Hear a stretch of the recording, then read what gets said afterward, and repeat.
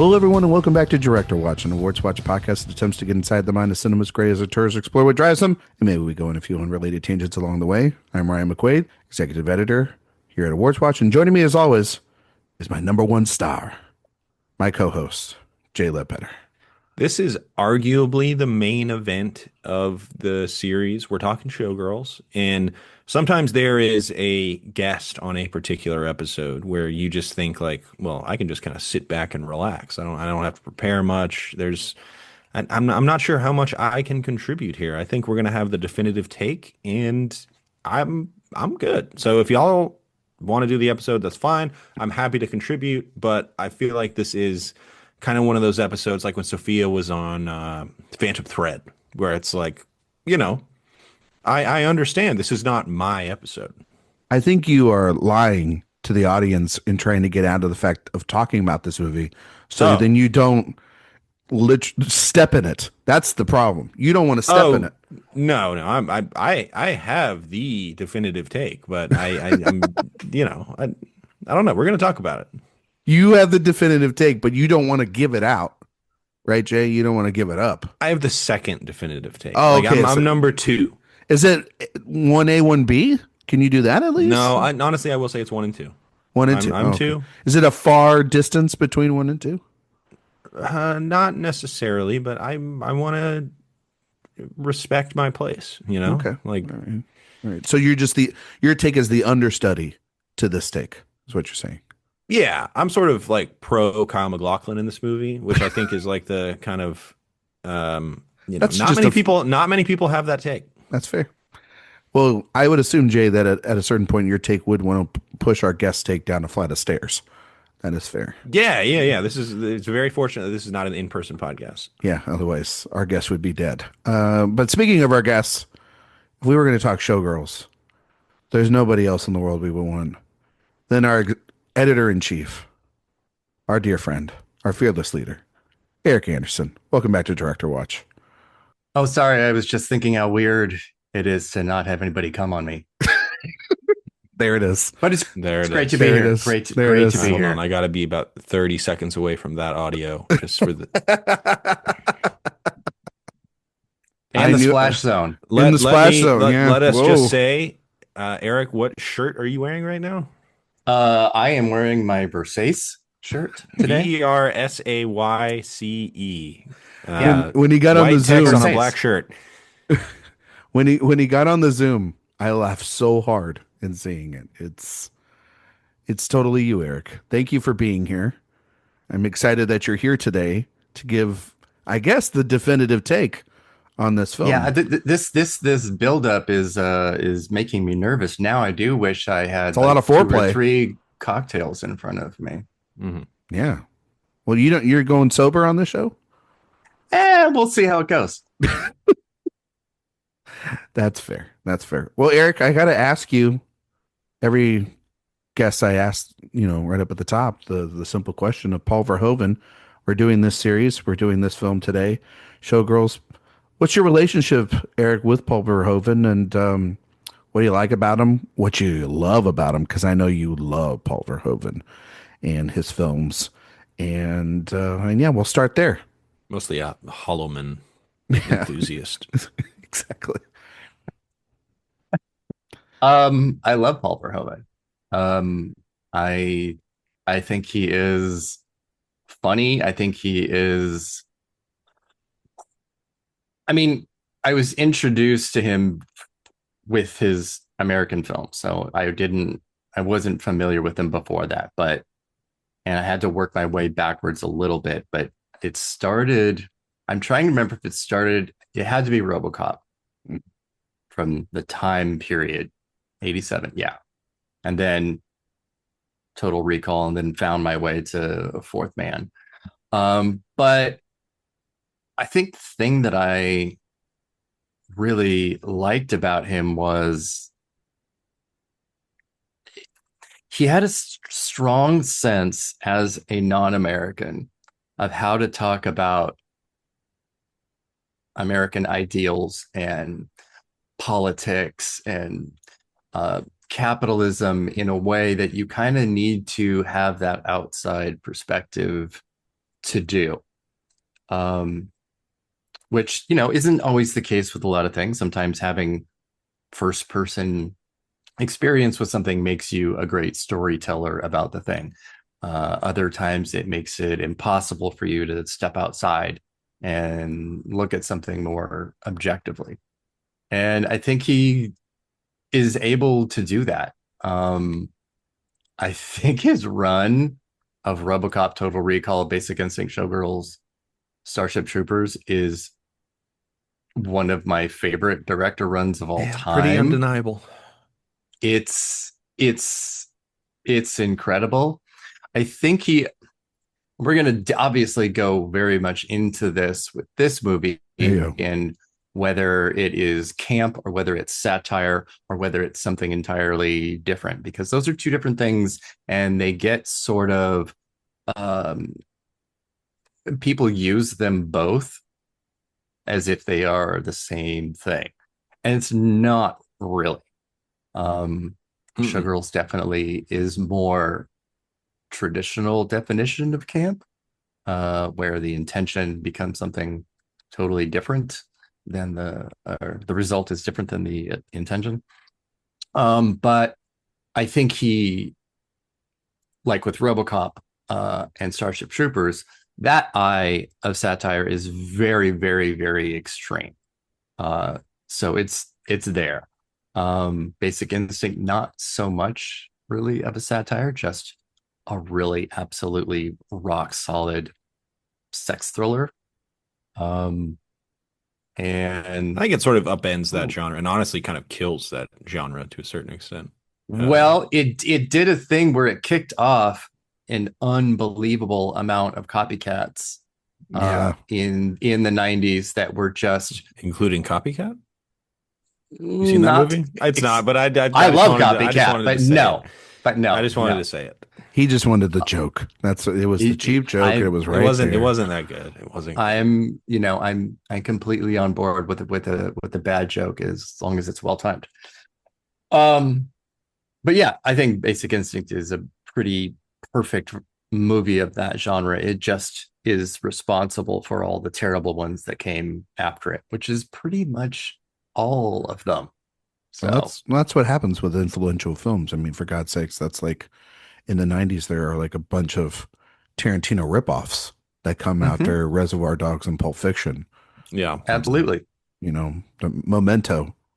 Every movie wanted to do jumping back and forth after that. Traffic.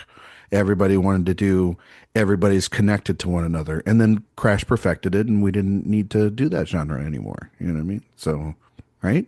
Tree of Life. Like I want to do an abstract reflection on the nature of existence. Like everybody was doing that. And then what was the ripoff of Tree of Life, Jay? What came out shortly Star after Trek that? Into Darkness? Transformers Revenge of the Fallen. Oh, okay. Yeah. Well, there you go. Wow. So this is not where I expected this to be going. Well, I mean, we do have to talk about. Know. You never know. That's the thing. You know where the show is going to go? Different places. Oh my God. Jay, I will say this about this movie. You have a pretty good take that I saw on Letterboxd about Showgirls. Yeah, probably. Going into this. And no, not probably. I think it's fair to say that over the course of the last, what is this movie, like 30 years old at this point? 30 years old. Yep. That this movie has lived a life. And Erik's obviously going to be able to talk about, and this is not a crack at Erik's age. Erik, you remember when this movie came out, correct? Ryan? I'm just absolutely. I'm not usually. This was a big deal. This movie was a fucking big deal. It was. And that's the thing. It's like he can add the context that Jay can also add on the paper as well. But over the course of the last 30 years, this has become a cult classic. It has been retaken back. Yeah, it's become a cult classic and then just like kind of a respected piece of art. Yeah. It's I think when people sort of looking at Verhoeven's filmography, they're like, wait a minute, there's actually more meat on this bone to chew than just, and I think that some of this stuff is intentional and that, and that this isn't intended to be a disaster. It's to it's to have a point. So I think that from your take, Jay, online, it was that like if you go out there and say, "Oh, this movie I know was bad, but I actually kind of like it," secretly good. I mean, it's like it's a tired take at this point. yeah, So, it's tired. So we got to put that one to bed. but What I'm saying is this podcast is putting that take thinking you're bed. interesting for thinking this movie is good is tired. Yeah. Because this is a good movie. Yes. Yeah. It just And is. that take is 30 years old now, and Yeah. these young people watch a movie for the first time These and whippersnappers. and have these takes that they think are the most original in the world. Like, I don't know. Do your homework. What's Look the at the most recipes What's the most unoriginal take out there? Oh my God. for this The movie. most- No, just any Unoriginal movie, take. anything. It's no Citizen Kane. Oh, that's a good one. It's no That's- Citizen Kane, but it's that's pretty my- good. That's my be all end all. I know if anybody writes that on the site, Eric's like, "Rrr," and he gets like, it's you get angry. You got that energy. I'm gonna. Yeah, I show you the originally put that in my door. Extraction 2 review, but they edited it out. Yeah. Actually, he might have kept that in for that one because that would have been you fucking around with that one. I know that. Look, I've got a voice, man. Jay, Okay. I still think that was like my best title for a review. That was a great What was the title, I was Erik? so pleased with that one. Chris Bang Bang. Ooh, Yeah. I love that one. That was Man, good. I've had a couple of good ones over the years. I thought my one for The Room Next Door was really good. She's thinking. okay, of it. this isn't about Yeah. you though. This is we're Oh not well, like, now you just made it about you and Jay, and I'm just saying. yeah, Like, yeah, but you were like patting and- yourself. Oh, I can't pat myself on the back. No. I'm the okay. guest. All So right. Oh, this okay. is So it's all about really you. about me. Actually, valid point. That's a Yeah. valid point. Yeah, that's right. It's not like I'm sure we'll get another like iTunes review. Ryan, you're Ryan being a fucking real- patted himself on the back after Eric 3 stars. It's like You're fuck. being a real crystal right now, Ryan. Oh, that's fair. I don't want Eric to be my understudy. Be more of a Nomi. Actually, your delivery of the fake review of the podcast was kind of a Nomi delivery. That- That was very Nomi-esque. well, Mhm. I'm just always angry all the time. I'm just trying to channel Elizabeth Berkley. who I The think is name incredible. Nomi is as on the nose as Neo. I Yeah, would like to say that. Yeah. Explain why, Mhm. Jay. Well, I mean, it's a double-edged sword, right? It's like know me because I want to be famous, but it's also no, comma, me, which also has sort of this violent context behind it, both violence towards and violence towards herself and violence towards others. I mean, it's Yeah. Mhm. Paul Verhoeven, And then not it- exactly the most subtle filmmaker of all time, It- but No, really? that's why we love him. they brought us the documentary "You Don't Know Me," so Oh my That's God. it was right there. It was Let's wrap it up here I today. mean, folks. you talk about a movie where there is more to talk about than the movie itself. It is Showgirls. and that is from the mind of Joe Eszterhas, people. Yeah. Basically the Steve Bannon of screenwriters. Yeah, no, Eszterhas. He Interesting. was a pretty normal guy. He didn't really do anything crazy, Eric. I don't know what you're talking about. We didn't talk about him in a little bit when we talked about Basic Instinct as being like essentially like a deviant. You know what I mean? in the That world, is- But the weird but thing it's was, putting he it was nicely, like, isn't he? He was like, Verhoeven is too perverse for me, man. And I'm Yeah. like, you know that you're like low key more sinister than yeah, Paul you Verhoeven. are a pure evil man, but yet you get to write these scripts that are, paid for by the studios for millions of dollars. The script $2 for million this, for a note on a napkin. This movie, he just scratched everything on a napkin in a diner, and then this was what this movie was. the '90s was Which is an kind of- absolute crazy period for screenwriters. It was crazy. Yeah, I mean, It like was Eszterhas and Shane Black. They were Shane Black. oh man, Shane exactly. Black. cleaning Well, house. Yeah, I mean, we talked about that a lot with like what was it, the Last Boy Scout last year, where the Cleaning house and clearing lines. man, he got a lot of fucking money for that shit. Yeah, he did. Eric, Yes. Showgirls. I teased that I assume saw this in the theater. Yeah, I teased a Yeah. little bit. Yeah. That you saw this in the theater at the time. Could you talk about that experience of seeing it with an audience then, and your sort of history with it, and why I know you love this movie so much, and why it is 5 out of 5 on Letterboxd for you? Oh, absolutely, Like five a stars. like 5-star movie for you, a perfect movie. 5 stars. Yeah. I'm actually thinking of changing my letterbox score for the first time, and this would definitely go in it. Oh, really? Um, absolutely. Yeah. I think it represents the things that I like and why I like them. Okay. Um, So by Moonlight. so I'm trying to And think that I'm trying to think of what are your letterbox for? what right now? Yeah. Moonlight, Rebel Without a Cause, Romeo and Michelle's High School Reunion, and Some Like It Hot. Okay, so you're totally kicking out Moonlight Wow.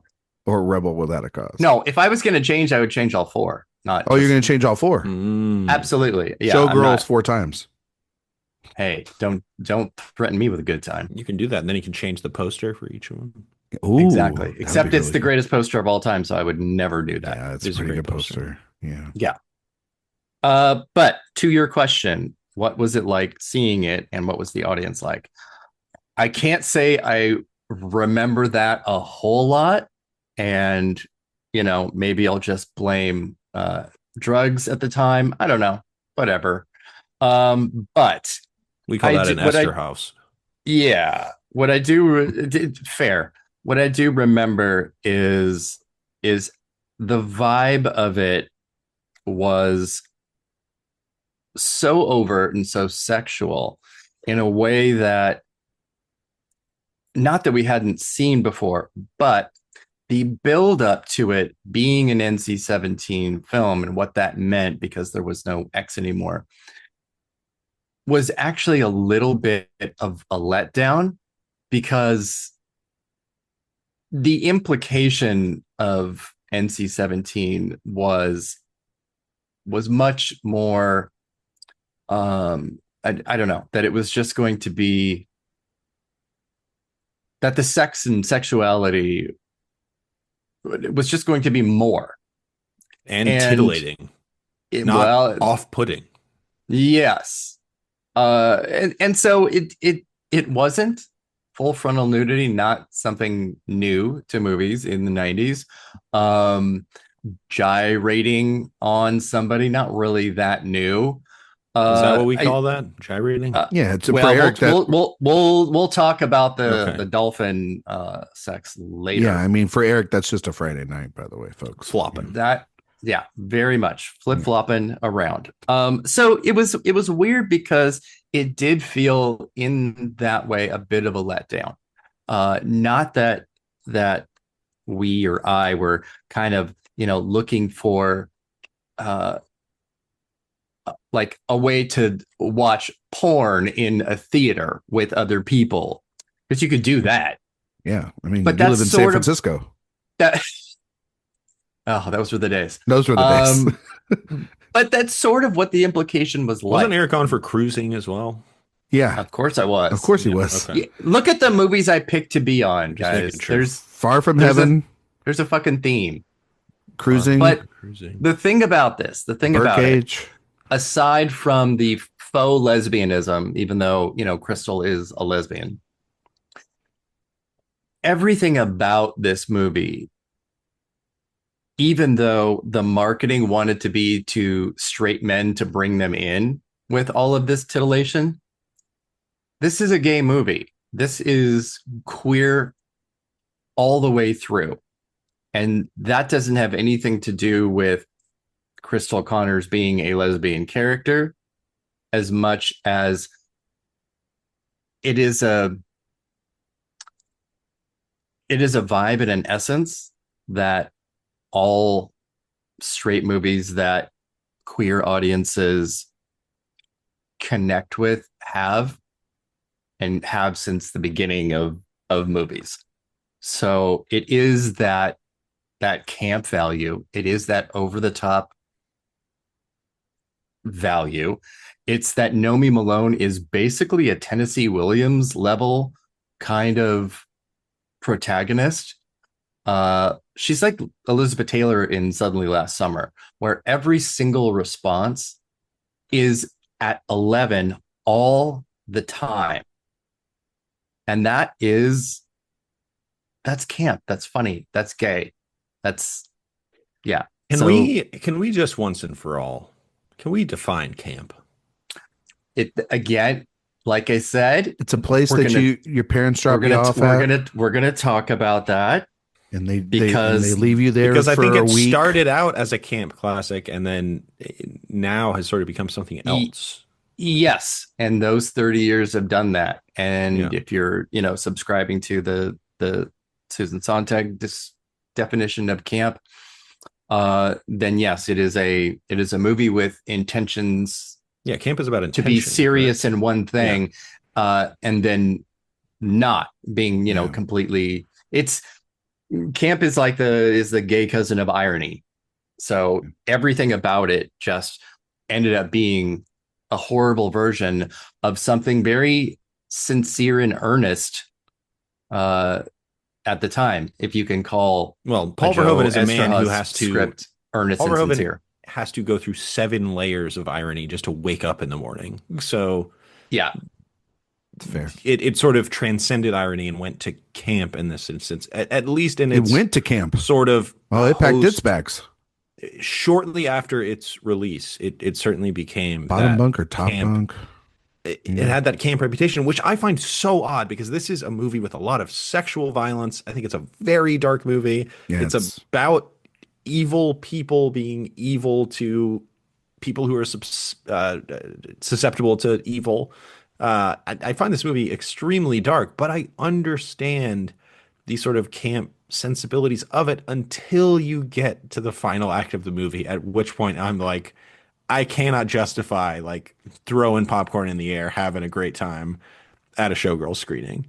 No, the rape in the movie is horrid, and there's no way to dance around it as anything other than it really shouldn't be in here. But again, this is the intention of, the worst possible thing happening to the only good person is this ideal, that they were presenting something very real world, that this is just kind of what happens, that even when you're good to somebody and you're a good person, that bad things can happen to you. And sure, as a idea, sure, fine, but the execution of it is so gross and bizarre and crazy, and how it happens. But Yeah.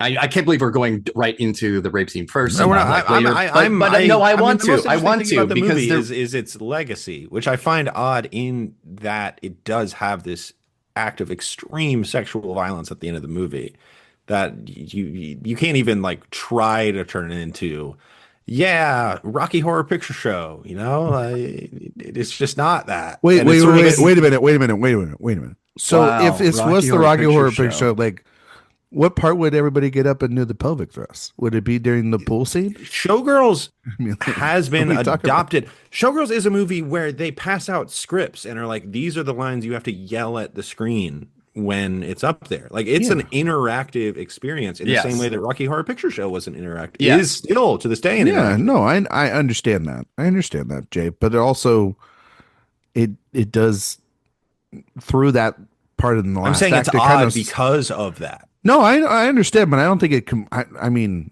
yes, that scene is completely horrific. What happens at the screening when they go to the party at the end of the movie? I I've think never it's- been to one of these rowdy Showgirl screenings. Well, I feel like it would be so much just like when you watch Boogie Nights and you watch that whole first act of Boogie Nights, and you're riding on that wave of Yeah, that. but they movie don't and- have Boogie Night screenings where they're like, we're passing out Dirk Diggler's dong and we're swinging it around. I don't and know. we're They do yelling have a at the lot of screen. celebratory screenings over at like Alamo Draft House for that movie. Not So like I- Showgirls though. I've Not done Showgirls. this. not to Showgirls link, but what I'm saying is I think that sort of the vibes Doing of the both big screening at the movies, cemetery. they and- mirror each other. I was watching Yeah. this a lot, and I was like, this is sort of the Yeah. mirroring of that, where like there's in that movie there's great vibes, but then there's those parts in the second act where then all the fun of that you see around you turns into darkness, and then the audience has to grapple with But what they Showgirls saw was before. embraced when it came out. Like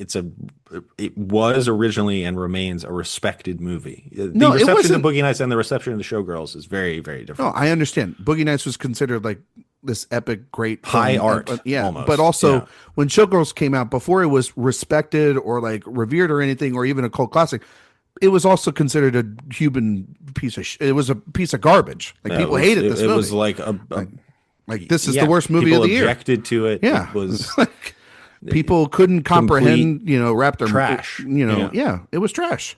And Yeah. So there's They were a wrong. drag queen in San Francisco named Peaches Christ who that's took that's a great fucking name.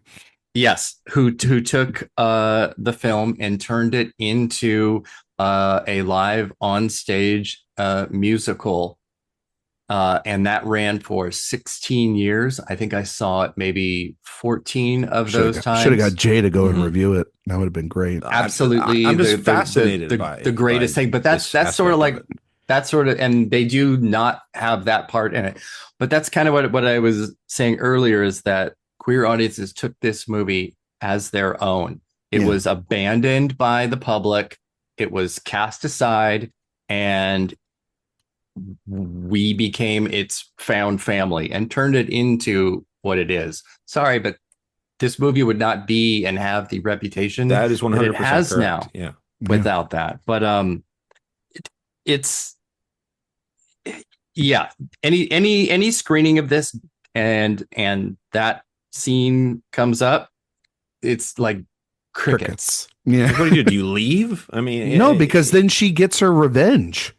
So there, Yes, so- and then it actually gets super funny again, and she has this, Charles Bronson Yeah. revenge fantasy with She the does. She makeup really gets after and the nails in the Yeah. in the mirror. So it But- has that. It doesn't diminish that scene, but she gets to, in spite of it, because she has power. Because for the most part, she's seen or been around most of this stuff when she's powerless, and by the end, when she's got nothing to lose and she's got all the power, she turns it on them. I guess to Eric's But- point earlier, does that make that scene atonal and not appropriate for the film? No, not at all. Or is that the point? This is I one of think those it's kind of movies the where point. everything bad about it, you kind of are like, is that the point? Is that the point? That is the point, I think. Yes, because Nomi is still a pretty unappealing protagonist. She is a really frustrating person, Yeah. and that she gets to be like kind of, how a lot of terrible people are. They get to create the horrible situation and fix it, and that's what happens. She puts her in the situation to get raped, and then goes and avenges her as well, and gets to be the hero. And that kind of thing is fascinating. She can wipe her hands of it and be like, well, Absolutely. I did my part to fix and it. she did. She goes and visits her in the hospital. I did my part. Busted the fuck up. Exactly. Yeah. It is. It's that. Yeah. It's like, okay, I kicked his ass. Bye. I I'm can go to leaving LA town now. Yeah, exactly. They're squishing. Yeah. Oh She's my squishing God. the bugs and Well, also too, she's like, I can kick that guy's Yeah. ass and she'll get paid and everything will be okay and I can move on. Yeah. Without thinking about any of the consequences afterwards. I do love that we're like literally going backwards on this, because it's so funny, because it is. Crystal Leave is like all legs up and busted in the hospital in her bed, and she says, "You were doing me a favor, darling." I'm like, really? Really, girl? I don't. Come on. You wanted to I have don't like think. you I don't know think Molly. I don't think Molly's going to be like, "Thanks, Nomi. Everything's cool. I feel so much better now." Well, It's just what I needed. The reason to start backwards like this is, I think the most interesting thing about this movie is its legacy, and the thing that I grapple with most when I think about its legacy is like, is that scene. what do you do? What do you do during that scene? It is so graphic. It's so harsh. It's very purposeful, and I think is important to what the movie is doing. But it's not a romp. It's not a hoot and a holler. So I just, and having never been to one of those screenings, I was genuinely curious. Like, what is this when you go to the bathroom? Like, I mean, it's interesting. It's a very good bathroom break scene. Yes. and time to get your final. But is that drink. how we should deal I with think that this that's movie? how I It's think like that there's that's one scene where we just turn our brains off and But couldn't both things be right, Jay? Couldn't both that the fact that Verhoeven is intending that for the audience to feel absolutely sick, but then once an audience reclaims it, they completely ignore or reject that moment on the overall experience and the ride that they've gone on. you You know can what I call it mean? a reclamation, sure, but to You Eric's know? point, it's like, is it really a reclamation? Like, it's not. This isn't an eye for an eye. This is Yeah. a scratch for an eye. You know, And it's No, it's I get weird it. because it's not that they telegraph it, but through the whole movie is, all of these women, all of the dancers are shown to have to do more than they want to even keep a job, much less uh, move up in position. With like the boat show, and Molly even warns her, "Don't do it." A friend of mine, hated it. Or the Didn't guy say at the why, or the guy at but the Cheetah Club who's like straight up like, if you want to keep your job, give me a blowjob. you'll blow me for next a week. week. Exactly. Yeah, So for- this yeah. Penny, the thread star of of the this is sequel. Yeah. exactly. Mhm. The thread of this is always there for all of these women. And again, it's the only one that is the cleanest and purest of them all that suffers the blow. Yes. Yeah. And this is a movie, I think, more than anything, it's a movie of short-term gains in the face of inevitable suffering. Yeah. And then the end of the movie is Nomi rejecting that existence and thinking she'll find something better in Los Angeles, California. And that is, the ultimate I think that's the turn of the ultimate. knife at the end. Yeah, I think that's like absolutely hilarious when you're just like, oh, But of it is, I course, find this you know. movie so incredibly dark, often very funny in Yeah. ways that I have to reflect on and be like, I need to kind of deal with why that's funny. But It's extremely funny. Yeah. it's very funny. It's a Verhoeven film. It's on that balance of it's extremely dark, but it's also yeah. extremely funny, and you need to understand, like, wait, why I mean, am we I still got laughing? L. We still got L. to I talk know. about. So this is just the beginning. This is the this isn't Yeah. even the we're not even close to being done yet when sort of talking about our relation to like how we would react or be in those but I think that this is just this whole movie, you're right, Jay, it's like we're on this journey with Nomi the entire time. She wants to be a star. It's the ultimate, like, Star is Born sort of experience. You got to go through the ranks and everything. Paul Verhoeven called it all about evil. That's Yeah, what he called it. very much so. Was thinking about that. I was thinking That is actually the name of another Peaches Christ show, by the way. Oh, All About Evil. Yeah. Yep. big Showgirls fan. Yeah. We really need to go and check out those shows. You do. San Francisco drag is amazing. Jay, trip to San Francisco? I've been to San Francisco. I think it's a beautiful city. Live show? Did not go to a drag show, but I'd wanna love go to. together? I've been to drag shows. They're great. All right. We'll go together. Eric, Yeah. you're more than welcome to take us. Wouldn't This you is want to like see the Jay? Birdcage episode. Wouldn't you want to see Jay at a drag show? Yeah. I want to see Jay in drag. Yeah. So, Like Hackman. I will say this. This is not a brag at all. I got Oh. hit on a lot at the drag show. It was. I'm not surprised. Yeah, it was very interesting. You have cornbread Midwest I- all over you. You really So, set yeah, yourself up for that one, I Jay. am retiring from the podcast. Yeah. I mean, I am between the puka shell necklace thing. Listen, I look like I should be a pundit on the Daily Wire. I mean, it's just heinous, the things that I'm put through on this listen, show. if you're out there, hang on, Eric. If you're out there, you're just a plate on the menu they don't normally get to have. Thank God this is not a video podcast. I mean, truly. Oh, I wish there really should be more of those. That was 100% a compliment, by the way. Yeah. That's just that wasn't a dig at you. Okay. The Puka shells absolutely. was so when Robert Look, said that about you. I did have someone recently at a breakfast. I mean, a fool, clearly, but he after we got the check and I took my son outside, he came up to my wife and he said, "Do you know that your husband kind of looks like the new Superman guy?" And I was like, and then she told me about it, and I was like, "Hell yeah!" Hell, of Corn A sweat? fool, a fool. That is only matched by my grandmother-in-law when I said, "Yeah, Justin Theroux, like super handsome guy," and she was like, "You're way more handsome than Justin Theroux," and I was like, Wow. "Okay, That's her job. grandmother-in-law." That's her job. I don't No, know. no, it is not her job. She did it Okay. sincerely. Jay, are you excited for the new Superman? Boy, oh boy, by the day, I am less excited. Do you go But back and forth on it? I just like James Gunn. I think he's a good filmmaker. I don't know that his sense of irony can work with Superman. Which one are you more excited for, Superman or Fantastic Four? Superman. Okay. Just because I I like James Gunn. I wish Paul Verhoeven was directing Superman. Then we could Ooh. have a He conversation. already did. It's called RoboCop. Yeah, there you go. Well, yeah, Yeah, American Fair point. Jesus. yeah, exactly. fair point. Yeah. No, that's fair. He could do Superman. I want him to make his American film so bad. The one that he's been working on. Who's Jay, he? I'm sorry taking up this podcast. No, Jay, it's which character in Showgirls did you identify with the most? Oh God. Well, if it's any male character, then that's an indictment on myself. You can pick anyone for any reason. I thought Which you were gonna. character- I thought you were gonna make a very sick joke here, Eric. So, like, I'm No. glad. No, okay.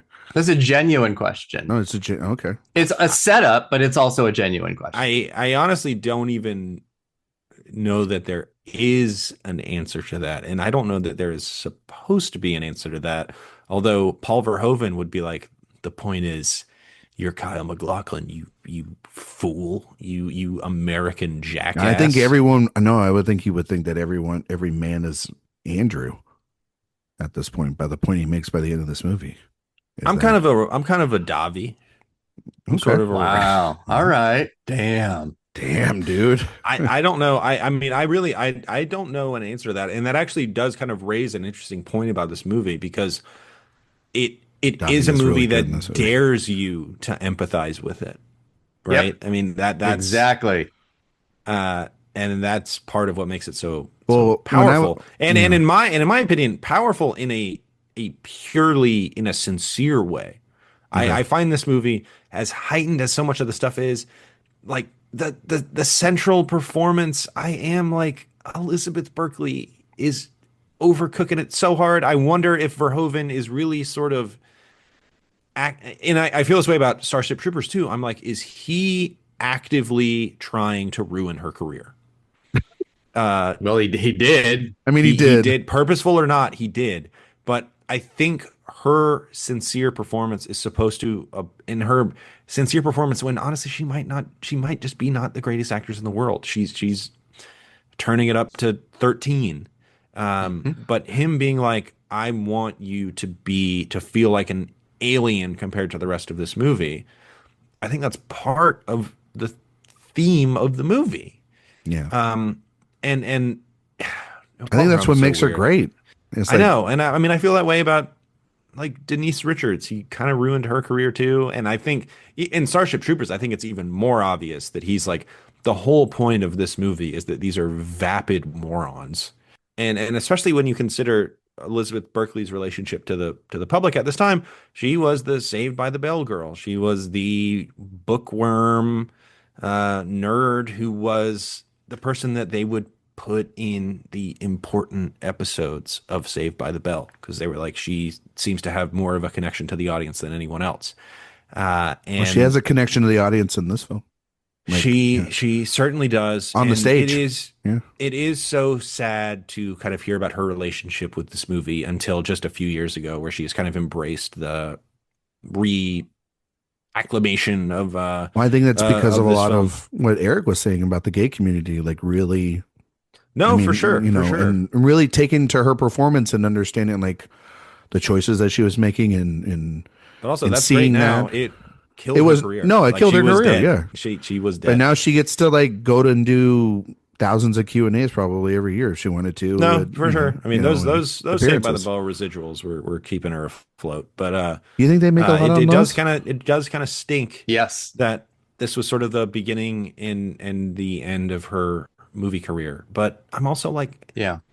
I don't think she's like a tremendous actress. No, And I I think think she's kind of just perfect for this role in this speed. I perfect mean, in this role in that she was exploited by her director into giving a performance that was completely different than what she thought she was doing in the film.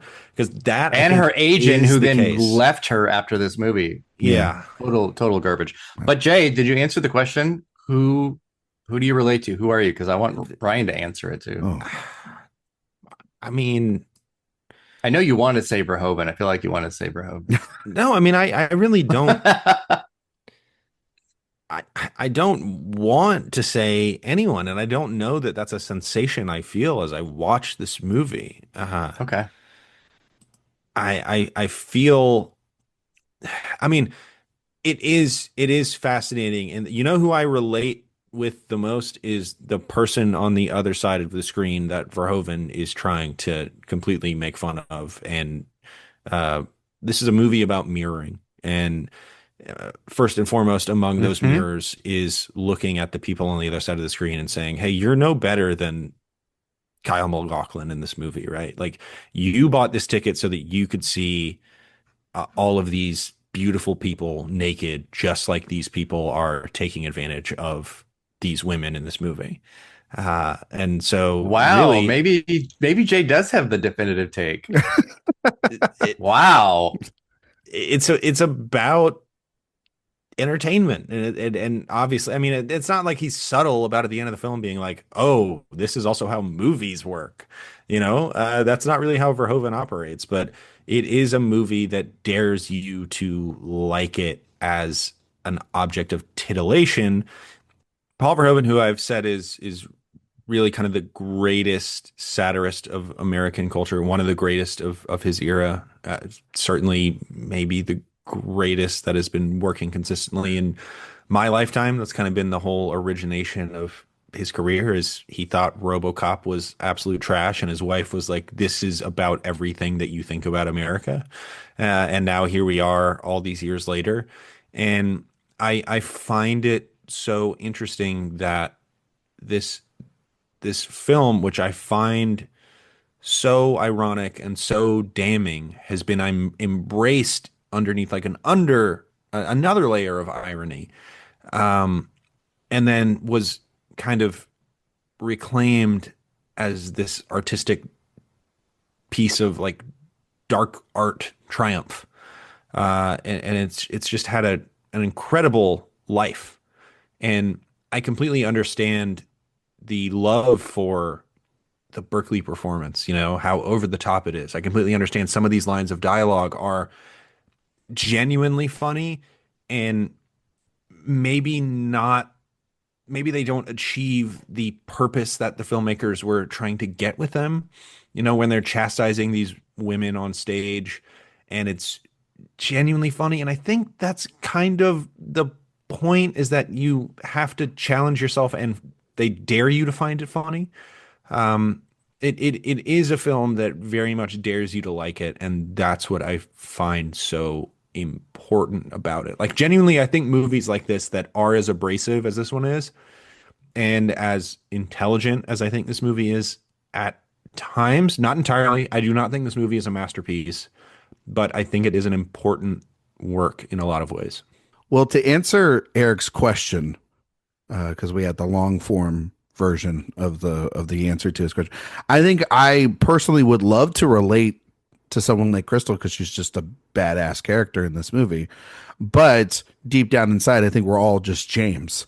I think we're all just somebody that that wants to make art their own way, see something in another person, try to do it the old-fashioned way, and instead, I think when James is up on that stage doing his like little dance routine, the world looks around and just is like, nah, fuck that shit. I don't want any of that. I would like get the tits and ass back up on the stage, and it's just such a demoralizing scene. I felt really bad for him because I think he, everybody's a sleazeball in this, but I think he genuinely is the one that cares the most for her, for Nomi throughout the film. And I think that like by the end, he just is like, yeah, I end up getting her pregnant, and I got to make the right choices in life, and I got to move on, and and you kind of had to do that. You know what I mean? And for Yeah, but him, he's also a really bad choreographer. So Yeah, I mean, yeah, I get that. They should have booed him at the Great Club. Watch this with my wife, who is a lifelong dancer, danced in college. You know, performative, like dancer, not whatever. And she was like, Jay, this is abysmal. Like this is insanely bad. And that's where the camp comes into play. Yeah. And that's where, like, what is Goddess about? What the hell is that musical about? There's a volcano thing. There's an industrial thing. That's all we know about the show. I mean, it's about tits and actually, ass. Goddess is really just the musical version of the Tree of Life, because it follows through the beginning sort of history. It's really the beginning of the creation of Earth and man, taking us all the way to the early industrial age. Yes, and the motorcycle lesbians, which are famously in the Tree of Life. Well, yeah, I mean, another quear movie that Erik was on. Tree of Life where I'm like, this feels a little out of place. A little bit. It is funny, like the other two films that Erik has been on. It's like Tree of Life, and it's like, well, I don't know if that ties in with everything else he's been on. And then The Master. So that's those. The Master is the one that's the outlier, kind of my vibe and personality, while still being. So Erik has been on maybe my two favorite films we've ever covered, and then The Birdcage and other movies. Yeah. Master and Tree of Life are like those are my movies, man. Yeah, those are really it. That's the straight guy inside me. Yeah, that's the edit. No puns intended there. The straight guy inside you. That sounds flexing. He's like, I'm doing these. The straight guy inside. That's the name of my Vegas show. I was going to say the straight guy inside you sounds like a song that Diane Warren's about to get nominated for an Oscar for. I'm texting her right now. She might win it. She might win it. Who knows? We got it. We got it. How many noms has she had now?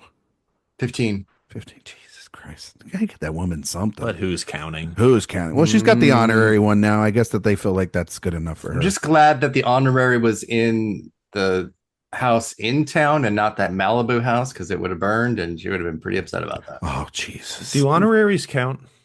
No, they do not. No. They do not count for EGOTs. They're not competitive. I agree. So, Erik, how do you feel about your? Oh shit! I can't do this. You gotta be fucking kidding me. Now, Showgirls, great film. I actually think I froze that whole time when you guys were talking. That's okay. It was just it was great material. If you froze while we were talking, will you have that audio? I will not. Damn it. Oh shit, no way. Yeah.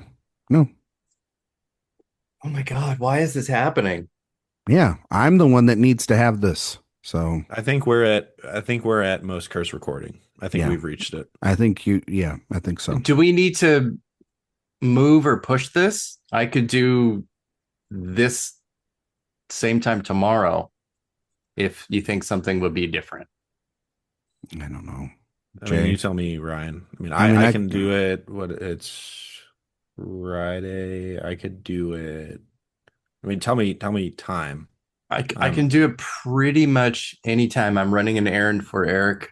I've got an appointment in the morning, so I could do like pretty much the same time. And then the weekend I can do as well. I'm solo parenting Friday, Saturday, Sunday, so I could do when he goes down at like 7:30 tomorrow. I could totally do that. If you, because I really want to talk about this. I want to. I'm having a great time, but Ryan's ISP is killing me. Mm-hmm. Meanwhile, me and Erik are just like I'm bearing my soul to Erik. Like Erik knows more about my family than Ryan does at this point, probably. I feel like we should just keep going. That's fine. All right. If you can edit it, then that's on you. If this happens, that's going to be a lot of work. If this happens like 2 more times, I think we have to call it. But, and then I'll have to start. And then we'll have to start. This is like erectile dysfunction. It's like you got to know when to call it. Yeah, I Yeah, know. I've sort but of lost saying track that of it's where we are, but yeah, because you guys are making these long things right now, and I'm like, where did we leave off? Your thing was you were doing, I would like to say you're Crystal Connors, but you're really Yeah, James, but because then we're all James. And then I said he's a bad choreographer. And then So Jay but I think you were already frozen at that time. No, we were talking about we were talking about honorary Oscars. No, we got to Yeah. honorary Oscars, and I was about to ask Erik a question, so that's what okay. Well, then just ask me the question that I asked you, and then we can go from there. Okay. Well, I was gonna ask you the honorary Oscar question, so and then we can okay, that's fine. All right, fine. All right, 3, 2, 1. Erik, how do you feel about your fellow shorty, Tom Cruise, getting the honorary Oscar? My fellow shorty. Yeah, that is not how I feel like I've ever been connected to Tom. You Cruise. guys are about the same height, right? I think he's taller than me. By an inch? By a couple. I saw a photo of him and Pitt together, and they looked like the same height. Yeah, but that's lifts. Lifts, though. That's just lifts. Yeah, but Pitt looked like he was shrinking down a little bit. Maybe Cruise getting an honorary this year instead of last year is kind of funny, because last year would have made a little more sense, because Mission Impossible movies are flops. This one's still a flop. Oh, you mean like 2 years ago? Like 2 years ago for Maverick? Yeah, 2 years ago. Yeah. But I mean, I keep reading people like, he's only 61. Why does he get an honorary at 61? I'm like, I didn't realize that there were like that many. How old was Angela Bassett? That ageist, but she's 60. Yeah. Like, who gives a shit? Tom Cruise has been famous for 45 years. Exactly. And if you want to have an issue with somebody who doesn't deserve an honorary Oscar, it's Debbie Allen, not Tom Cruise. Jesus Christ. Whoa. Shots fired. But we don't count honorary Oscars, correct? They're not. The honorary Oscars do not count in the EGOT because they are non-competitive. Okay. Neither do Liza Minnelli or Barbra Streisand's special Tonys. They don't count. Oh, like Bruce Springsteen's special Tony that he got. Does not count. Doesn't count. Non-competitive. These are competitive. Has to be competitive win. Who's the most recent EGOT winner? Viola Davis.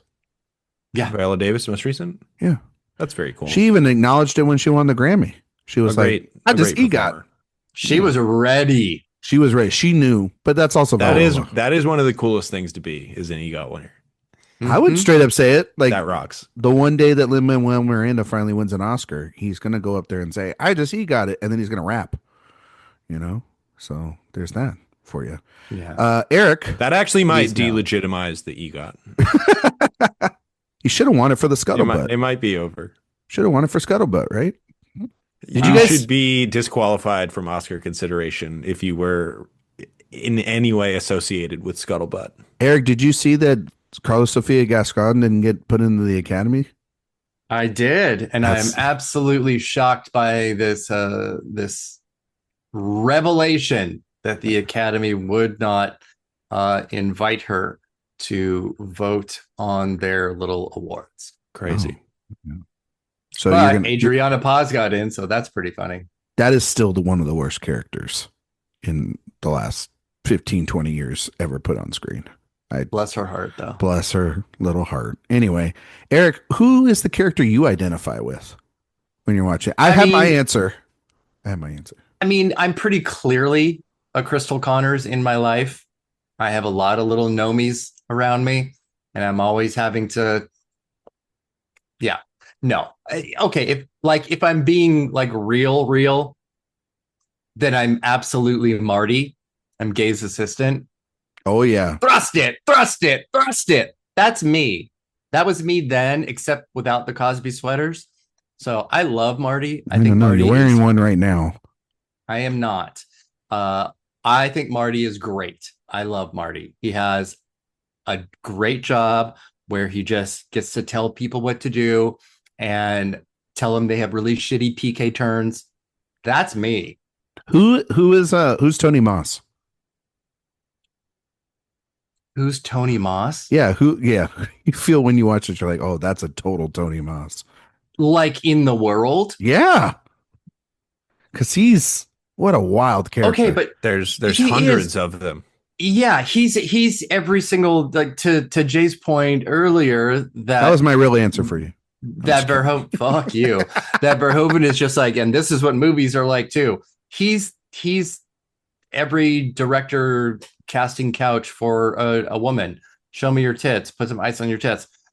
He's all of those men. That scene is so uncomfortable. I'm sorry. When he's just like, So and when they're ripping off all that jazz. oh, it is. You know, that is maybe the best scene in the movie. But it's so good. That is the one where I'm like, this is funny, and I should not be laughing at this. Exactly. Yeah. Exactly. I'm erect. Why aren't you erect? The way she just like, just runs off the stage so angrily. God, every time That's she her whole overreacts, thing. it's so good. No, the best line, the best line for me is, "This is a stage, babe, not a patch." Oh, with her melons. Okay. Let's when he tells the girl, let's talk about that. Let's talk about that because when he's going down the line and saying, lose the baby fat and doing all of the things, there is no way that oh my God, what's her face? Now I'm forgetting her name, with the braids, would have been like, even in the show, much less in the top 3 to replace Crystal with that hair. He would have cut her day one. Well, that's true. I mean, there's a lot you're talking of the girl that logical issues with Showgirls, I will say. Yeah, that throws the little crystal things down. Maybe them choosing to do sort of a artistic dance number at the cheetah, I think, is probably something that maybe Erik, happened. You're talking about the girl that's like, I want to be your understudy to know me at the end. Yes. Oh, okay, yeah. Nomi's Nomi. Nomi's Nomi. Yeah. Which I agree with you. I'm like, how the fuck did you get past the audition stage? Yeah, exactly. Totally. You look like Gollum. Like, what are you doing? It's just the hair, all like swinging and whipping around. She never would have gotten through. No, she never would have. I think one of the meanest things is, I love her. The girl that's in the lineup that's just like, you came here before and you told me about my nose and I got my nose done. He's like, yeah, well, fix your ears. You know what I mean? Mm-hmm. Well, like, I mean, fair though. They were sticking out. They needed to be spell paid, MGM backwards. Oh my God. Good girl. It's such a fucking unrelated. I think my favorite line, though, which is sort of on the lines of that, is Kyle MacLachlan when what an MBA is. And he's like, an MBA is something you pick up in college. It's worthless in the real world. Look, God. As a person with an MBA, fair point. I'm not saying that it's not true, but it's so damn funny because it's one of the crazy things about Eszterhas's screenplay here is sort of wanting like to have it both ways, because he really wants to make a hero out of the uneducated Nomi and everything, and then has to demonize not just being wealthy or having power, but even going to school is like for suckers. I love it. Eszterhas is such an interesting guy because he is such a one of your guys, clearly an elitist, but he's Yes. trying to write from the exact opposite perspective, which I think lends a weird sort of credibility to what he's doing, especially through the lens of Paul Verhoeven. I think that makes them kind of a great match for each other. But it is wild to me that Eszterhas was the soup du jour at that time. He was like, you're the guy. And it's like he was making absolute trash. Especially for someone that looks like a Morton Joe. It's wild. He does. He's got a unique look for sure. That is the really nice way to put that. But also too, at the same time, the movies he's writing and making, how are they getting like past the greenlets? Like, how are they getting even made? Like, I know that Basic Instinct's making money.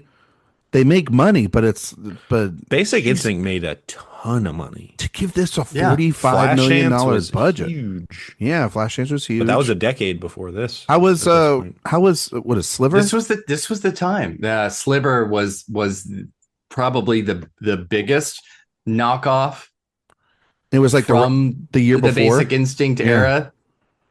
It was like No. a year. No, was it before this or after this? It was after. Sure, Yes, I think. right. No, Jay, help us out. I'll look it up. Hold on. All right, Yeah. thank Type, you. type. In the meantime, we can talk about the people who were initially sought after or almost cast instead Sliver of. was before this. Thank you. Okay, very see, much. I was wrong. Yeah. Oh my God! Please make So- sure we have so- that recorded. So Please Basic make sure we have Instinct that recorded. improved on a basement level story Yeah.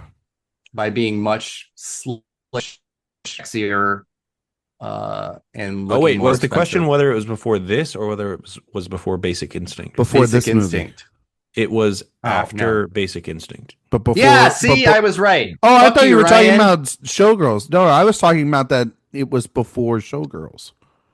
It was like No. sandwiched in the middle. No. at the end of the day, I'm right, and that's all that really matters. Yeah, we'll edit that out. I can. No, but let's because speaking of Sharon Stone, because Sharon Stone was sought after for Crystal Connors. So was Madonna. That As was everyone else. Yeah. A lot of people. Drew Barrymore. wait. for What? Naomi Malone.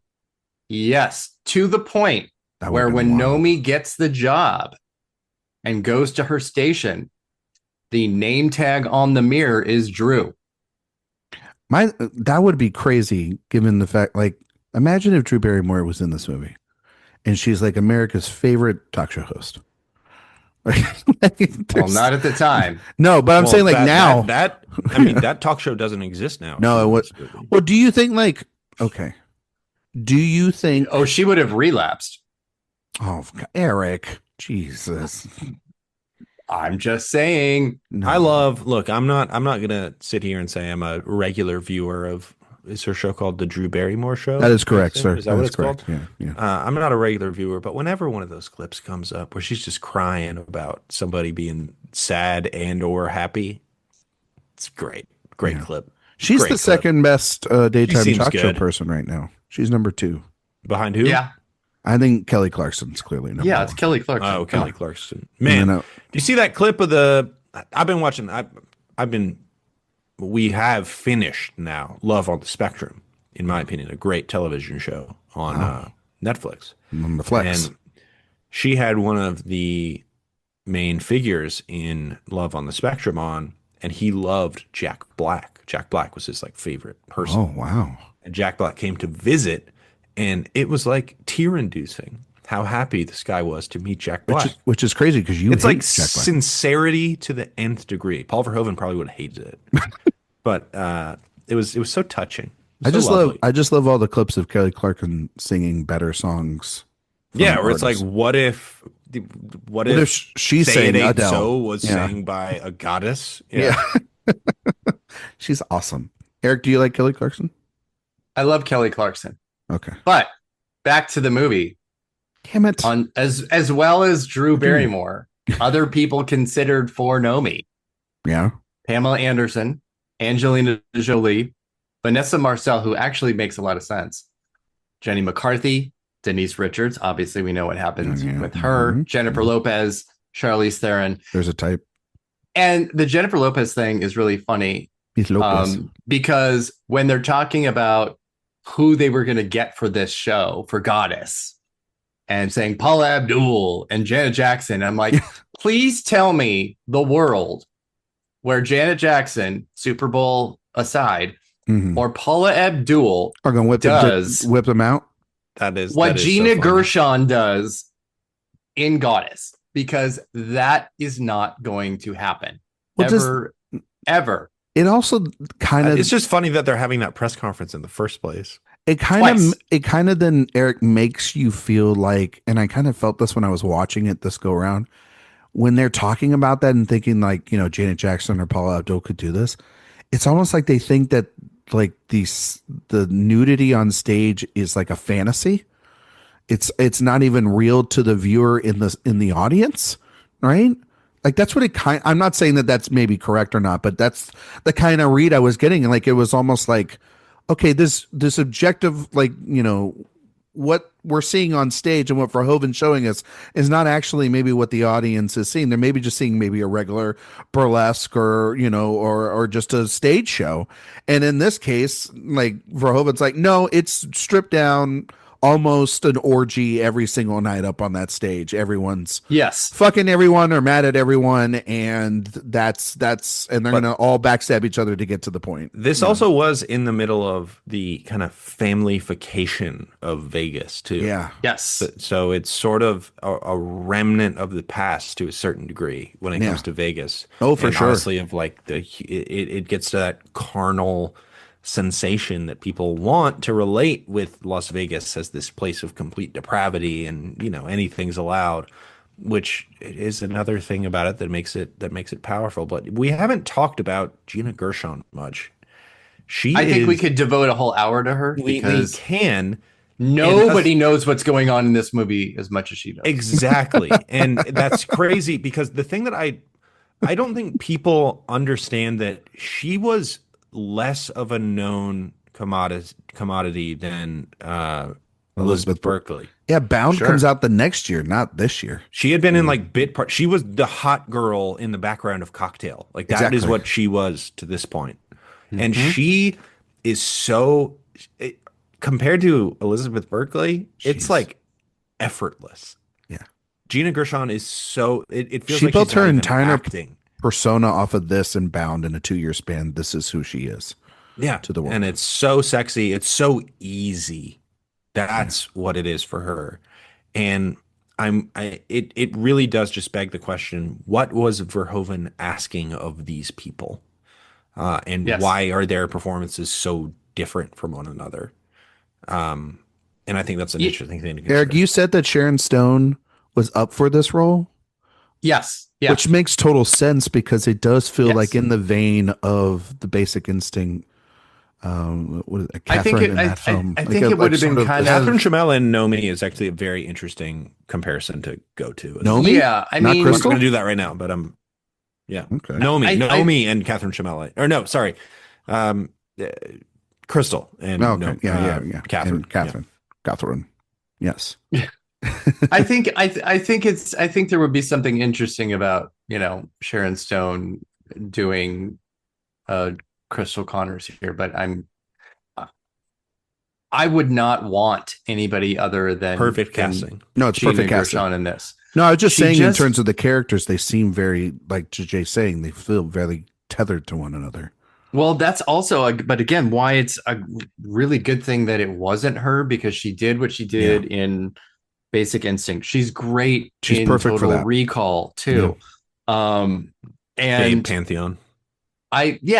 totally. And I think just like mentally, it would have been, and professionally, Too big a probably star at that a point. bad road for her to go down, because Oh, sure. typecasting becomes so Yes. easy. No, for so sure. so quickly.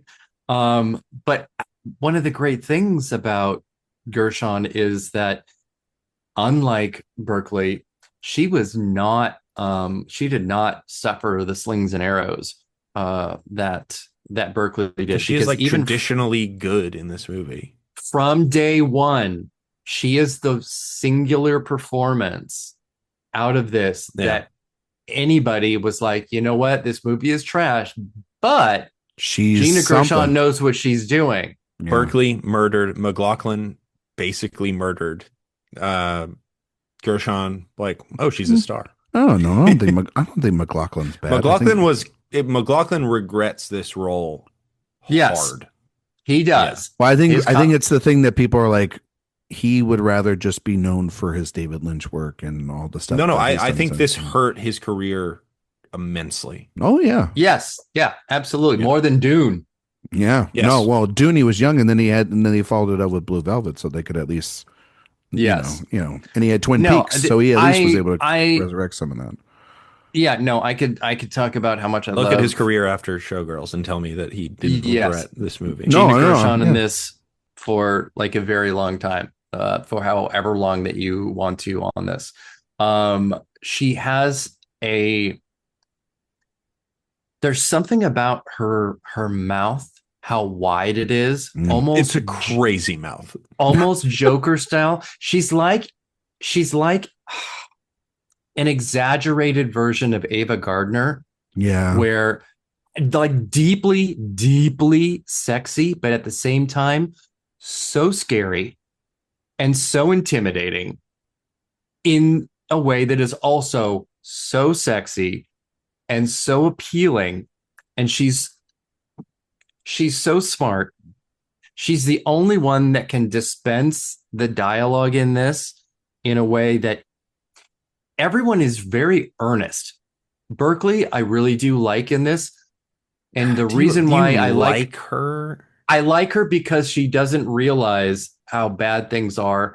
So her earnest delivery feels earnest. The problem, this is a sidebar. The problem with that is that Nomi as a character is not a version off of the bus. She is a ruined girl already when she gets there. She's not a neophyte. That kind of throws off, in a good way, a lot of the tropes and the ideas of what, a newbie that wants to be a star story gives us. She can kind of see through a little bit of Crystal's bullshit too, rather than someone that's so the most like plucky right from the small thing city in the film. Yeah. It's like it's like so many movies. Every Scream movie, I'm like, was that bad on purpose? Because it might be the point, and that's kind of how I feel about Elizabeth Berkley's performance in this movie. Is it sort of her juxtaposed against every other person in the movie could be the point of the movie. I think it is. But she is at face value very bad. Like just like completely ridiculous. I wouldn't say that she's back to Gina Gershon, who is perfect. Yes. Who is perfect, and also to your point, she looks like something beyond human. It's absolutely not, she looks like an alien to me, but in a way that is still attractive to a human. Yeah. 100%. Yeah. It's like, I'm scared of this person, but I'm so horny right now. I mean, I wouldn't go that far. Fair. That's definitely 100%. And also, absolutely. God, I want some doggy chow. See, that's what I'm talking about. The way that she says that, which is the dumbest fucking line. Because that whole lunch is. Berkeley has to follow it up with like, I love doggy chow too. I'm like, bitch, you did not. Shut the fuck up. That it works for Gina Gershon and it doesn't work for Elizabeth Berkley. That's what I'm saying. That's what I'm saying. Gershon is unfazed by the dialogue. She is mastering it in a way that it's effortless. Certainly Joe Eszterhas never would have thought, or that he thought was like what was going to happen for the whole thing. She is so then that masterful here. That comes to the question of camp, which in that moment, in theory, that is an egregious, completely ridiculous line, but Gina Gershon delivers it with such honesty in that moment. That is it camp, or is it just Gina Gershon transcending the bad material? See, here's my take on that, because I think this scene and this bit of dialogue is like the cornerstone of the entire movie. Is how this scene plays, because that dialogue is so ridiculous. Because my take is that Gina Gershon is testing. Crystal is testing Nomi at every single level. Yeah. She's testing how far maybe she wants to go sexually with her flirtation, which is ramped up over and over clearly and over again. So the doggy chow line, while it may have been written earnestly as a character background piece of information, the way that Gina Gershon delivers it feels like it is a test for Nomi, who falls for it right away. Mm-hmm. I think it's a setup. I think every act of her dialogue delivery is of a "I setup. love Doggy Chow" is like up there with Brad Pitt saying "What's in the box." Like it's that memorable to me. The way that she delivers that is so perfect, so good. It's yeah, that scene is it's the center of the whole movie And for me. you Is talk that about scene? mirroring? It's them right in front of each other. Yes, For kind of the first time. Yeah. it's not champagne; it's holy water. Yeah. Benedetta, here we I go. love Doggy Chow. Oh.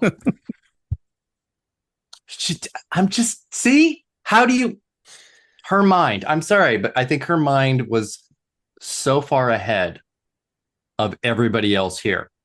I know. And then that's what I also think too. It's I mean, clearly she witnessing a talent, she's witnessing a threat, and she's playing it off. But then there's also the thing that is the other thing that like right after lunch is the other part of this, whereas there is this the sexual connection that the two have with one another and how that is a test as well. And even it is still even being she's still testing her even when she's in the hospital after she kind of passed the test by pushing her down the fucking stairs because she's like, you win, I would have done the same thing. It's like, bitch, sure, all right. She does. She goes. How do you think I got my first lead? Yeah, I'm like checkmate. Also, the girl with the braids, she's coming for you. yeah, exactly. She's coming around, old Spiderhead there. You know what I mean? And what? And so, But also, I mean, Crystal's supposed to be like 25, I think, and she's like, I did it. Like I made my nut. I'm good. yeah. And everyone's reminding her of how old she is and that she's aging out of this job like real fast. Yeah, like she just got it, and now they're like, nope, she's too old. Get her out of here. And it's just like, but that's also the truth. I mean, that's also Hollywood. That's entertainment. And then I mean, this not just is that, more but- than anything a movie about Hollywood. yes. Correct. I Yeah. mean the funniest thing and also the coldest thing. I about wonder what this Harvey movie- Weinstein thinks about Showgirls. Okay, well, I don't want to think about him on this episode. I wonder but- which character he relates to most.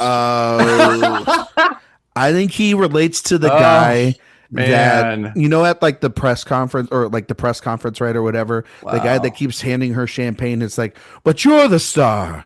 You're the star, and he's probably the sickest bastard amongst them. Yeah, it's probably that guy. Oh, that is so great. I mean, that again, that mirroring of what do both of them say? They say, "I just hope I'm doing justice to the entire production." And then he says, I just want to "You be are good for the show. production, I'm just doll." You are the show, darling. I just want to be one of the ensemble, one of the team. When you hear actresses say all that, you're just like, all right, that's not necessarily true. So what did we think about Henrietta Bazoom? Oh, 10 out of 10. Master. Yep. Fantastic. Yep. Absolutely. She's so good. That is the one thing that feels very kind of that world, I think. And her being kind of the den mother is the Cheetah I think, Club? something that works really well. Yeah. All the stuff there is great. All that is. She's such a fucking great comedian. Absolutely, like it's So good. The vaudeville, yeah, it's great. exactly that. It is vulgar vaudeville in the best way possible. I love it. But there's something, and this was something I felt at the time, and there is something about her as a character that reads like she is a trans woman. And her dialogue feeds into that in a way that is implying it. Yeah. I'm not saying that that's the case, I could see that. but I though. think about I'm that not all sure the I read time. it that way. But I think about that now. I didn't think about it then. I think Yeah. about it now. That's kind of that would sort of be that way. I can see that. Jay, you can't see But that. I love her. I think she's so damn funny. I can. No, I honestly don't really know if I see that. I think that's a very traditionally female centric, Yes, like vaudeville routine. it's a niche take that feels more maybe now than 1995. Yeah, Yeah. But that's probably true. I do think though, she's this great vessel of understanding and cover. Like when Crystal finds, or I mean, when Nomi finds out that she's going to go into get the audition, right? And she's just like, "Oh, that's so great." And it's the complete opposite. She's such a nice lady. Yeah, it's different than Al, where he's just like contraption. Get the fuck out of here. She like raises her arms, and then that's her thing. When she's like sad and happy, she's like, "You're the only ones that could get my tits popping right." Like you feel for her. She's like she's losing that girl. Yeah, basically her daughter. Her showing up at the and surprising her, but also you see like Nomi like being like, "Oh fuck, is that my real mom?" Like how, like her past catching up there, like hinting. Can at we both talk of just those for things? 1 second though about that it's almost such a sad and beautiful moment because Henrietta is standing on that giant stage doing her material to nobody, trying to live out a dream that she knows is not going to happen. Is better than I'm giving it credit for, dude.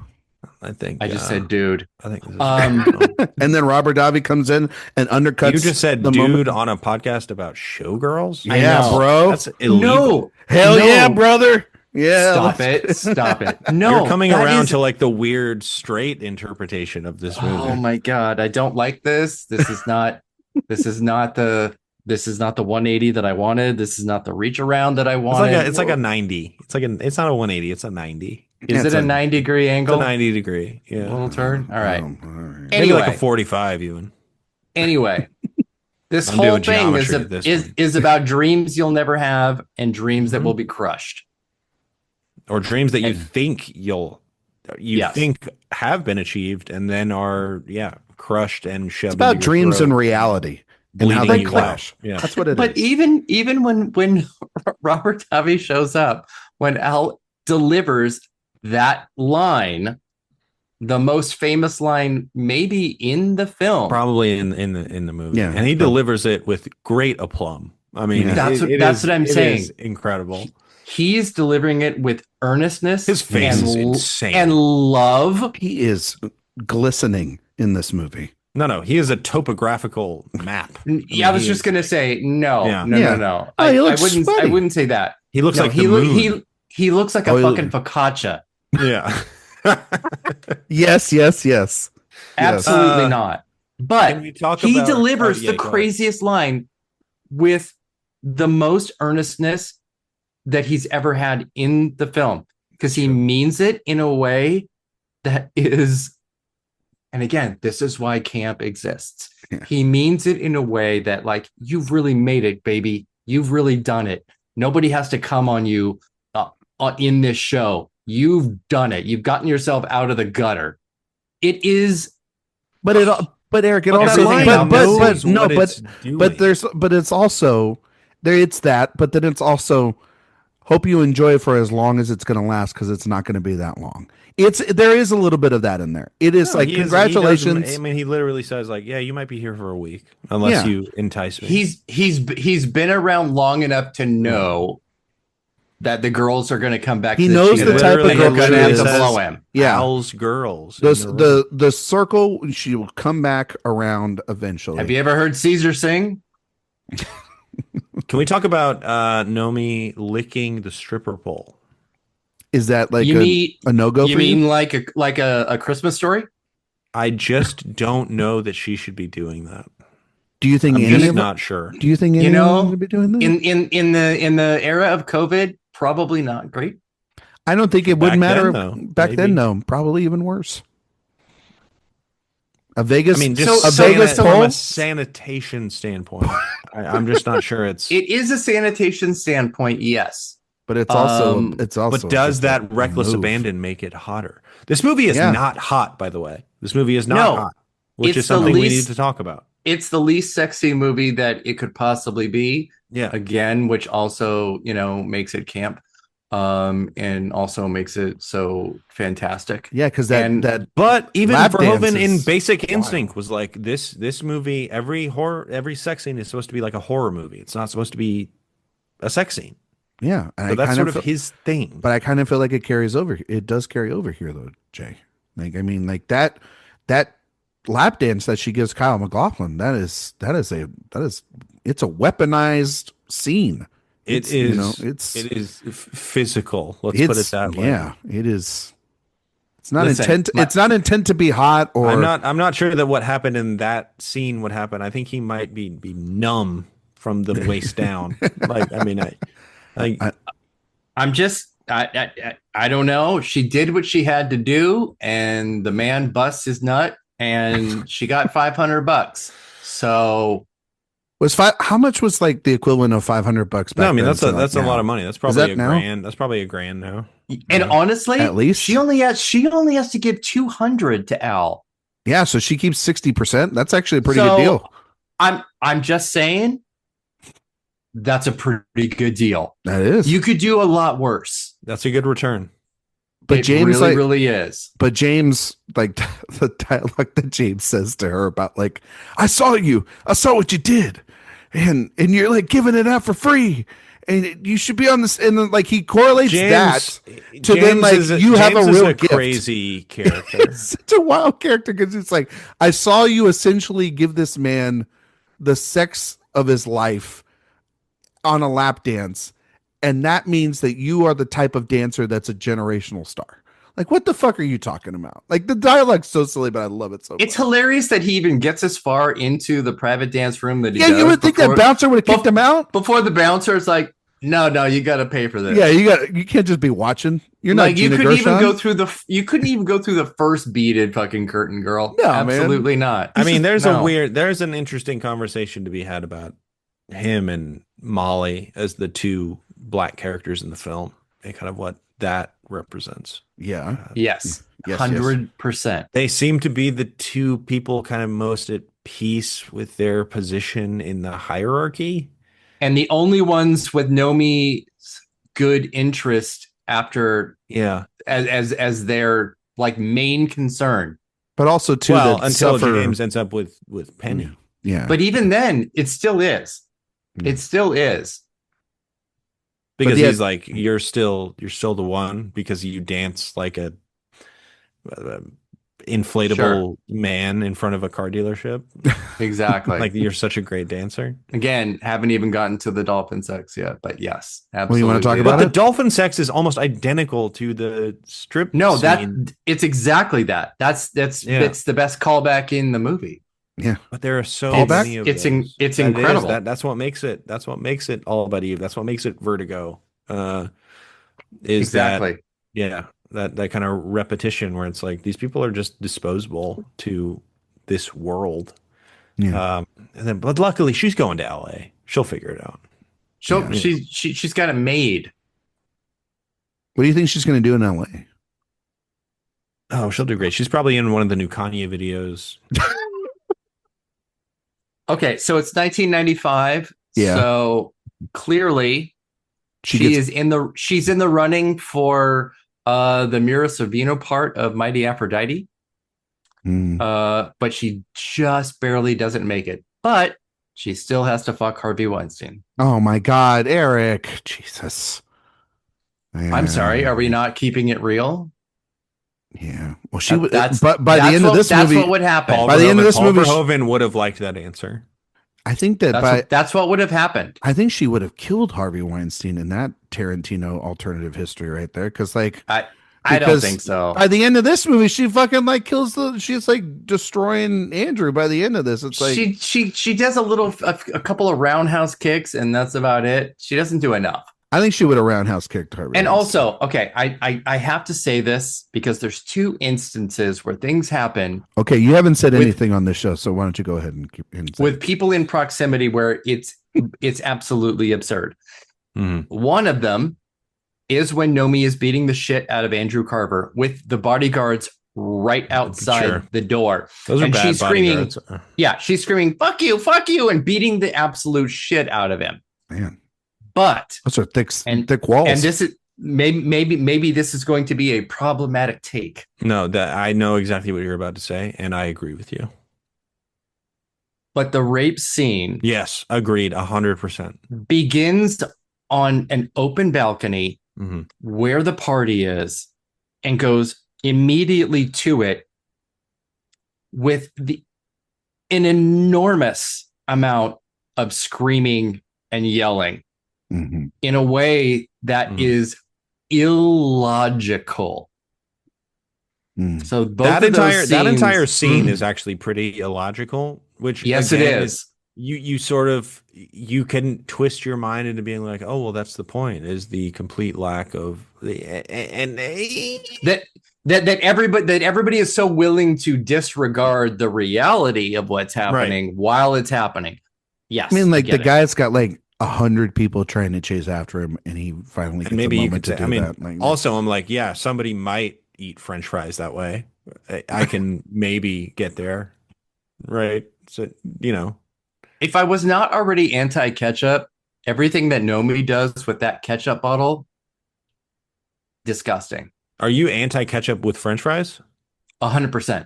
No, 100%. How do you eat a French fry? he eats it with mayonnaise. Mayonnaise. Oh, you're going British style. Or mustard. Mustard's good too. I would actually. Ketchup, I just think ketchup is disgusting. I'm anti-mayonnaise. I could maybe get talked into mustard, but ketchup with fries is good. I hate ketchup. Eric, do you like like a aioli or like a honey mustard that's not ketchup. Or honey mustard? I don't honey mustard's like no. That's Barbecue like sauce? for Midwest. That's Midwest people that think that they're eating spicy. No. He's gonna call that some Southern bullshit. Ranch? What he's gonna call that is some Southern bullshit. Honey mustard. Some people do ranch. Some people do. Yeah. Well, what's the difference between a ranch and a mayo? What's the difference? It's very. I mean, that it's not the same at all. It's a mayo-based sauce. No, it is not. No, it's not. It's not at all. There's no egg in ranch. There isn't even like vinegar in it. I hate mayo and ranch. So no, I love mayonnaise. Jay, what do you do? Jay, you don't amazing. Jay, you don't like mayo? Oh, that's right. We talked about this before. I don't like mayo. You don't like mayo? You know, you're literally a white man. How could you not like mayonnaise? Jay, do you like Miracle Whip? That's like your people. It's because I hate myself. Jay, I can't remember this or not. Do you like Miracle Whip? That's not mayonnaise. No, but usually people that don't like Miracle Whip. But Jay, I mean Eric, usually people that don't like mayo like Miracle Whip. I've noticed that in life. Yeah, I know those people. Yeah, I don't trust them. I'm not friends with them, but I know them. I've been getting more into spice though. Oh yeah, like a hot sauce. Spice. Yeah, please define spice. Oh well, spice is like what they nice little, like a dollop of pepper. Oh. You know, like I'll put a douse of pepper on a. Oh, okay. Well, I thought like spice, like harvest from the ground and on a rack. No, I love hot stuff these days. I like it. Yeah. Oh, Eric loves hot stuff. He's a big spicy. Eric, yeah. Eric and I, we can go hot stuff. Gina Gershon. Oh my God. I want to go on hot ones and just be like, what do you got after fucking 10, Sean? I could not do that. How far do you think you can make it, Jay? I mean, if you would have to go all the way. If I was on a show and I would be embarrassed if I didn't eat all of them, I would eat all of them for sure. Yeah, the whole point of the show is to have a horrified reaction by the time you get to 10. That's the whole point of the show. That's the magic of the show, is that it's like getting people drunk without drinking alcohol so that they give honest answers to questions. Yeah. Gulping down milk and calling for lawyers. It's a fucking great show. I would feel terrible afterwards. But would you guys have anything to like assist you with? Like, obviously like you could use ranch or you could use, or have milk for a drink or you could have water or you could. I would have another hot sauce to assist me as the chaser. Oh, you would be like, I want to water it down with a Tabasco. So you would be like 100%. what Conan did in his video where he just like drank the bottle straight. Conan was truly, I'm not even joking. One of the great performances of the last year. I would be dousing every single wing with the sauce. Oh, you mean like kind of like I do that at home. Kind of like glass dabbing. Conan on Hot Ones gave a better performance than Zoe Saldana in Amelia Perez. Okay, well, that's a that's a low bar, Jay. That is a limbo low bar. Yeah. I mean, like she won an Oscar. In theory, sure. Does that one count? You got your ass there. Unfortunately, it does. Yes. She's on her way to an EGOT. She has more Oscars than Gina Gershon. So let's just think about That's that for a bullshit. minute. And Stanley Kubrick. Wow. And Paul Verhoeven. Tom Cruise. No, Kubrick has an Oscar. For like effects. Yes. Yeah. Oh. Okay. Alfred Hitchcock. He has 0, correct? Yeah, that's correct. Paul Thomas Anderson. Does Anderson. he have one for a screenplay? Stop. PTA he has doesn't. nothing. He has 11 nominations and no wins. He'll He's get killing one. it. He's going to get one this year. He's entering Diane Warren territory soon. I'm going to guarantee he doesn't win an Oscar for that movie. I think it looks great, but it looks He's not going to win for this movie. Yeah, agreed. No. Nope. I'll be the contrarian. I'll put the money down. I think he's gonna You think he's gonna do adapted screenplay. Lock it up. that? Okay. Lock it up. There's no other movie that will. Is that even going to come count as adapted screenplay? Isn't like very, very, They're very going to force it. They're going to force it in there. The way that And if it's Jay, if that's been- the case, there's like not another movie really that comes close in that category. What about I F1? disagree. That's based on Cars. Which one? What if Pixar's Cars. Pixar's What if Cars went fast?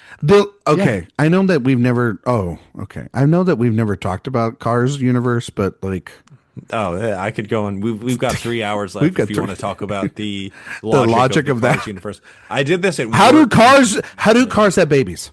No. Forget That's- about that. Yeah. I'm Why sorry. do- Do they not have exhaust pipes? Oh, Jesus Christ. Are cars born with tires? Oh, what is tire changing? What does that mean? Why do cars have? What's a why lube job? Why do Yeah. cars have like desks? They have like Where are they- counters in the car. Where are their hands? Yeah. Have they adopted an Earth previously inhabited by humans? And honestly, if they are at that point, should we not kill them? Well, are there humans left? Is the real question. Is this like Clearly, there's not. it's or are like humans How do cars procreate? conscious put inside in the cars? There are cars who look like children. There's cars The that are literally celebrities. Cars There's one are that's a made of pope. metal. Yeah. There's pope. There's the car pope. So are Listen. cars that look like children permanently stuck with a children's motor mind? Yeah. Are they? I think what you're how do they asking, grow? I think what you're asking, Jay, is when we get Cars 4, Oh, fuck. Yeah. can't all wait of for these that. all of Bring these Lasseter back. questions. All these questions. Wow. Jesus. Speaking of Weinstein, I was all- like, you can't get mad at him. You brought up the damn thing about Weinstein, you sickos. all of these questions will be answered Good Lord. in Cars Cars 4. I mean, look, I have a cars obsessed child right now, so I'm very intimately aware of like the details of cars, and it is out of this world crazy. Which is the It best really one? is. Is the first The one best- still the most? I actually think The third one? Cars have mustaches also. I think 3. Yeah. is How do better. they I think maintain 3 those? is better than 1. How do they maintain those? 3 is better than 1. That's my hot take. Yeah. I keep forgetting that this show goes on tangents and oh my Yeah, because God, you keep here we wanting are. to derail them, but this is what we're supposed to do. 2 is I do this every time I'm on. I'm like, 2 can we is- talk about 2 the is a movie? war Your guys crime. like, no, Yeah. we're gonna talk about Cars. Yeah. Cars 2 is one of the worst Pixar movies. Is this the best podcast? Yeah, it is. Like, have we it is. mastered podcasting? Yeah, we've really. I think done a maybe great we're job. gonna enter it at the Golden Globes, so we'll see how it works out. Oh, Eric, what is the worst Pixar movie? the worst Pixar movie. Shit. I Oh, I haven't actually, seen I think LAL. I think it's probably Cars 2. I think it's Brave. Brave is pretty bad. That's rough. I can't say Brave Why? for personal reasons. I can't Okay. say it. All right. Mm. No, all right. But yeah, it has to be a Cars, maybe. He loves bears, and I'm not talking about the animated ones. Well, if it's Cars, it no, has to be that's- Cars 2. No, I think probably Cars 2. Yeah. But I don't know if this is a hot take or not, but I do not like Toy Story 4 at all. Oh wow. I really like Toy Story 4. I've come I- around. I like on I don't Toy like Story it. 4. I It don't might like be a it. little bit of, But also, Stockholm like, syndrome. But yeah. I like story. Yeah, I think there's like certain series where I'm like, yeah, I love this, and it's because of my nostalgia for it. So, that's just my problem. Good though. Dinosaur is not very good. I don't mind The Good Dinosaur. I think. Wait, that's a Pixar movie? Yeah, Mm-hmm. All right, then it's that one. I have the hot take. I think Good Dinosaur is better Pixar movie that came out that year than Inside Out, and I stand by it. Yeah, Oh, you know well. what? That's not a hot take. That's like I mean, that's like if a fart was on fire. And I got emotional during Good and- Dinosaur. and- I did not during Inside Out. You got emotional during that. I mean, look, I cried. Oh, versus when like Land Bing Before Bong. Time? Bing Bong? You didn't cry when Bing Bong? No, Okay. I didn't give a fuck about Bing Bong. Yeah, I go back and God, forth I've on got Bing two Bong. No, soulless- I am Speaking not. of soulless, Soul, another I've bad got one. two. I've got two Nomies over here. I am not a Bing Bong fan. I'm not a Oh, Pete all right. doctor. Jay, you know this. I'm not a doctor. Bing guy. Bong got me. Look, if the doctor is in, I'm out. I'm I agree definitely with you. out. And and he's like, and you know what? Pete Doctor. Anti-doctor. What's going on? Is this like an RFK Jr.? Hey, Yeah, like yeah. We're convention? sort of the RFK juniors of podcasters. We're anti-doctor. Yeah, exactly. That's what I thought. That's what I thought was going on here. Yeah. Well, I mean, technically, Doctor made the decision to take Incredibles 3 out of Brad Bird's hands, so technically, it is his fault. Yeah, I don't know how I feel about that. I mean, I do know how I feel about it. It ain't good. I feel bad. Incredibles Because 2, Incredibles a movie 2 I've seen 6,000 times. It's good. Mhm. Okay. Really good. Masterpiece. But yeah. It's verging on masterpiece. The last act is like not perfect, but Okay. when just Jack showed- Jack reveals his powers and fights the raccoon, what's better than that? Anything else you guys Is want? this better because than- you have a young son though? Do you feel like that because you? No. I watched Incredibles 2 in the theater before I had a child, and I Okay, was like, all right. this is great and has a lot of ideas and is visually like stunning. No, it's fucking cool. That scene where they go in the little cage and it's like Epilepsy City, as I'm allowed to say that as someone who has epilepsy, it was awesome. It ruled. Anything else you guys want to say about Showgirls? Yeah. Oh, 1,000 Are things. you Yeah. taking like my part Do now? not go to Are the you final kidding thoughts me? here. We're just going to keep talking about shows. No, do not go to final thoughts. No, Yeah, I'm yeah, not. yeah. I just wanted to get us back on If anyone track. is listening at this point, first, bless you and thank you so much You do this because every time. this is kind of crazy Yeah. where we are now. But yeah, no, are you kidding? Oh my god. Well, keep going. Talk about the movie then. Because I want to just like explode like errant thoughts, like how absolutely incredibly hot Kyle MacLachlan's ass is in this movie. What about his hair, though? Ooh. I don't like his hair. He looks It's like he's 90 in Fallout Boy. It's yes, it's 90s hair. Yeah. He's I stuck almost in think there. it's like pop punk hair. He's early. Ooh. He's an early adopter. You know what I wanted to see? Because we haven't really talked about the fucking dolphin water sex yet. You wanted to I see wanted to dogs? see Talked about I wanted to see the roles reverse. Well, you almost do actually see MacLachlan's dong because he is naked when he gets into the water. You see his tush for sure. No, you see Tush and Bush. It's You all saw there. his. You saw his Twin It's- Peaks. It's Tush all and there. Bush. It's all there. Mhm. I wanted to see McLachlan do what Oh, you wanted him. Elizabeth Berkley does. You Yes, wanted him I to have wanted like a role. I wanted him to be flailing around playing like an that. absolute. Well, no, it has Listen. to mirror the. I know it does. The I strip know club it does. scene. Yeah. I know. But see, you want that's- to. But then But that that's wouldn't why mean it that would have he- been great if he had done that. But yeah, but also that would have Because meant then his it makes him a character cares. bottom, and I love bottoms. Bottoms are amazing. Okay, Period. so speaking to like the idea of camp, that sex scene is Yes. that's one thing where I'm like, this movie is not a masterpiece. That is just a terrible piece of filmmaking. Disagree. And this is why. Because when she is flailing around Uh-huh.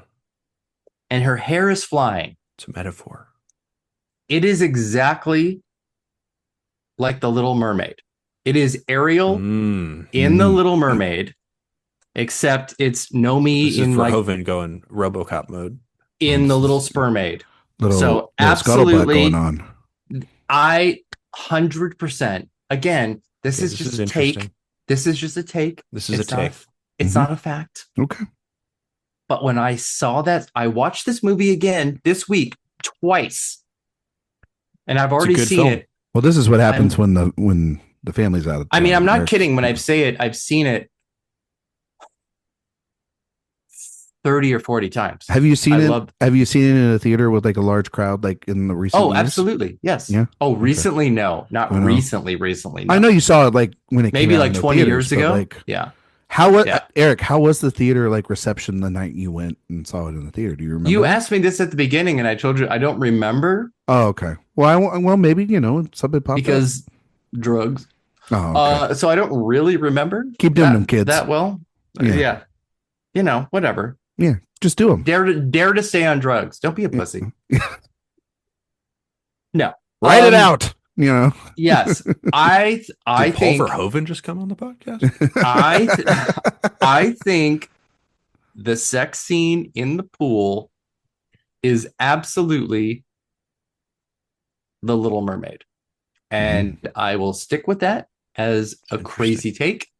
And that's all I have to say about that. When did The Little Mermaid come out? 1989. 89. Okay. Yep. The golden age. A few years earlier, still a huge deal at that time. Chad, when I made the sex scene, I thought under the sea. That's what I thought. Mm-hmm. Yeah. In many ways, Kyle MacLachlan is sort of the Sebastian of Showgirls. He really kind of is. She's floundering in that water, I'll tell you that. Certainly floundering. Goddamn right she is. Yeah. So. I think that scene is straight up unsuccessful. I will just be straight up honest. I think that scene is fucking wild, and it's the reason why we come to the movies. Okay, some people want to go and watch Tom Cruise hang out a helicopter. I want to see Elizabeth Berkley just. That is a scene that you laugh at, and I don't think it is a scene that you should laugh at. I don't know. It is. You can use every scene in this movie where you're like, oh, well, that's just like stupid. You can counter it with, that's the point. I mean, that is the kind of shield of this movie is you can combat it with irony, but that's what he wants, the thing that people did in the 90s. I mean, this is the era of irony.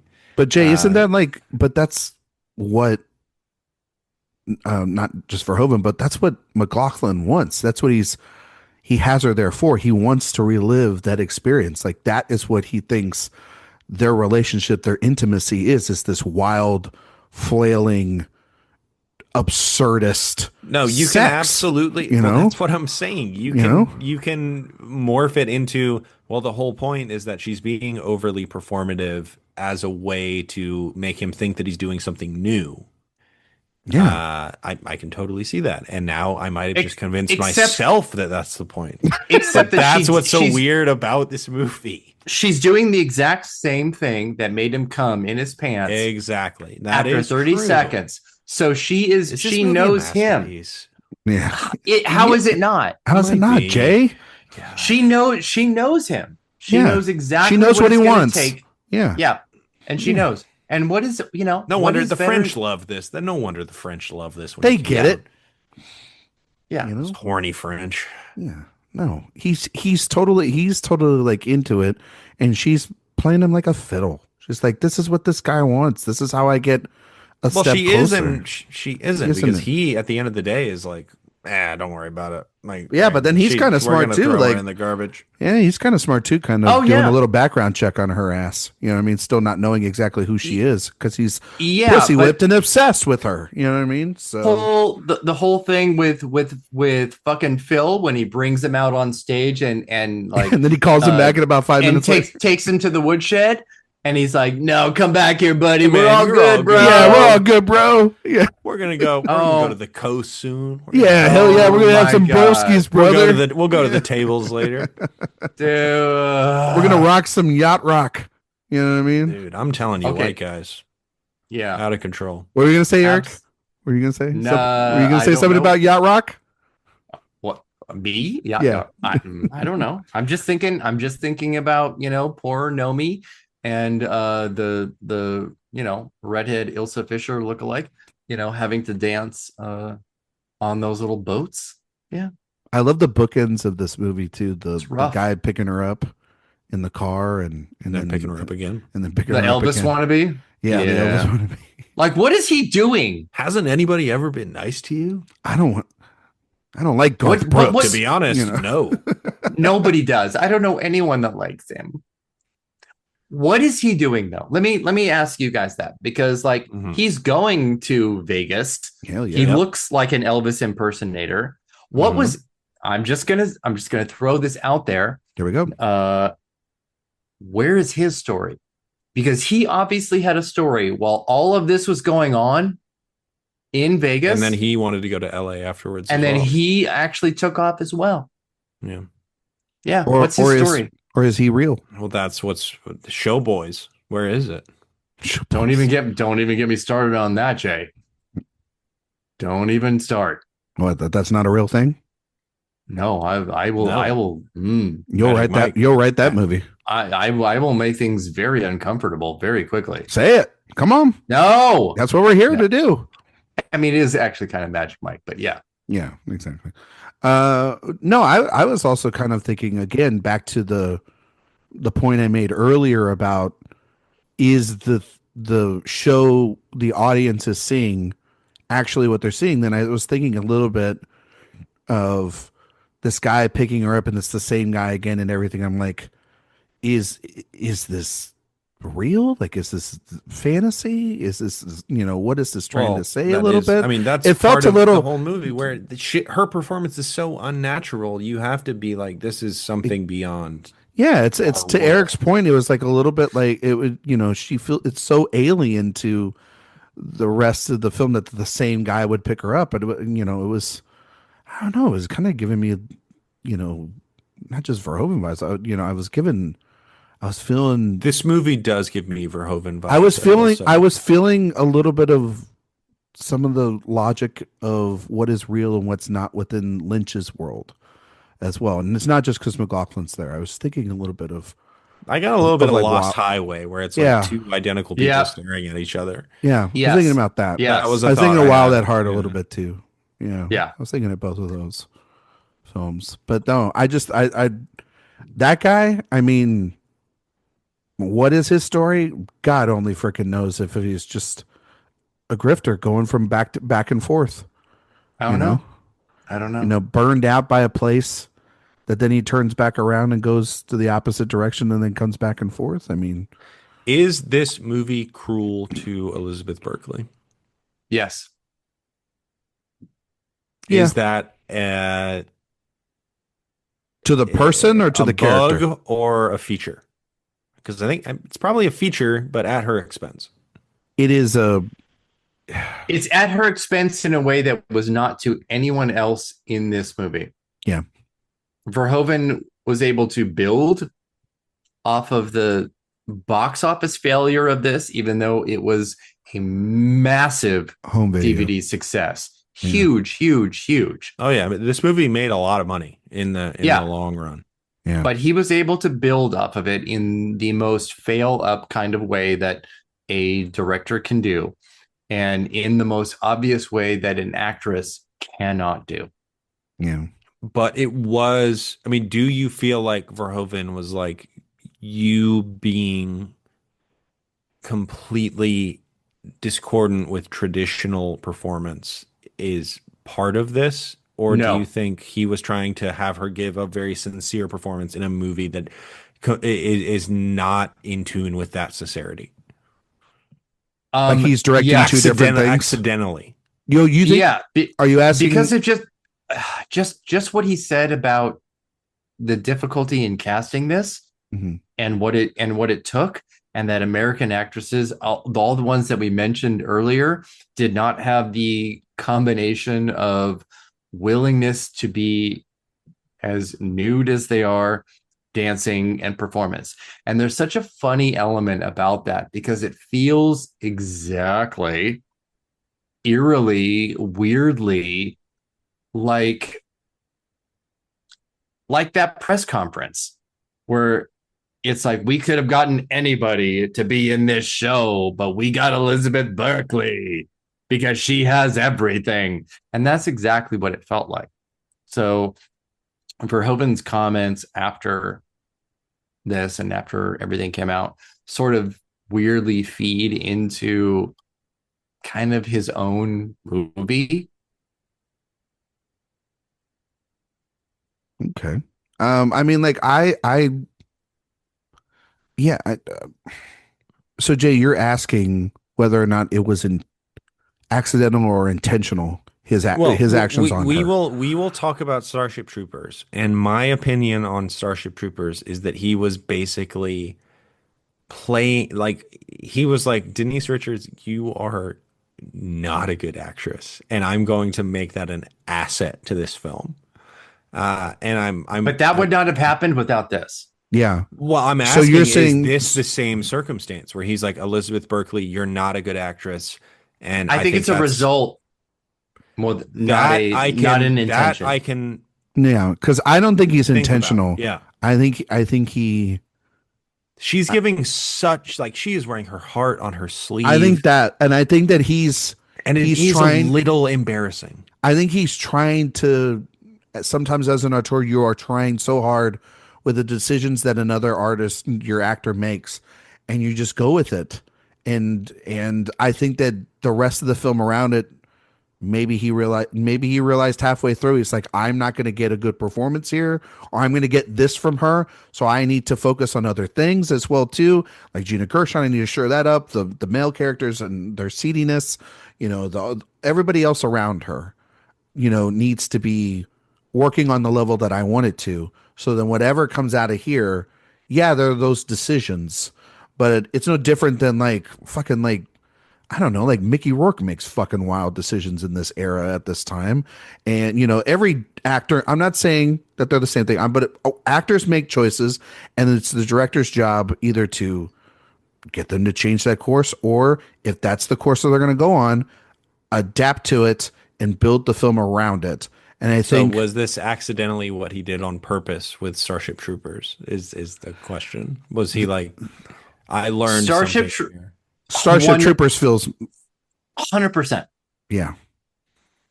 Yeah. Starship 100%. Troopers, he is being I think with Starship Troopers, he's genuinely being mean to his actors.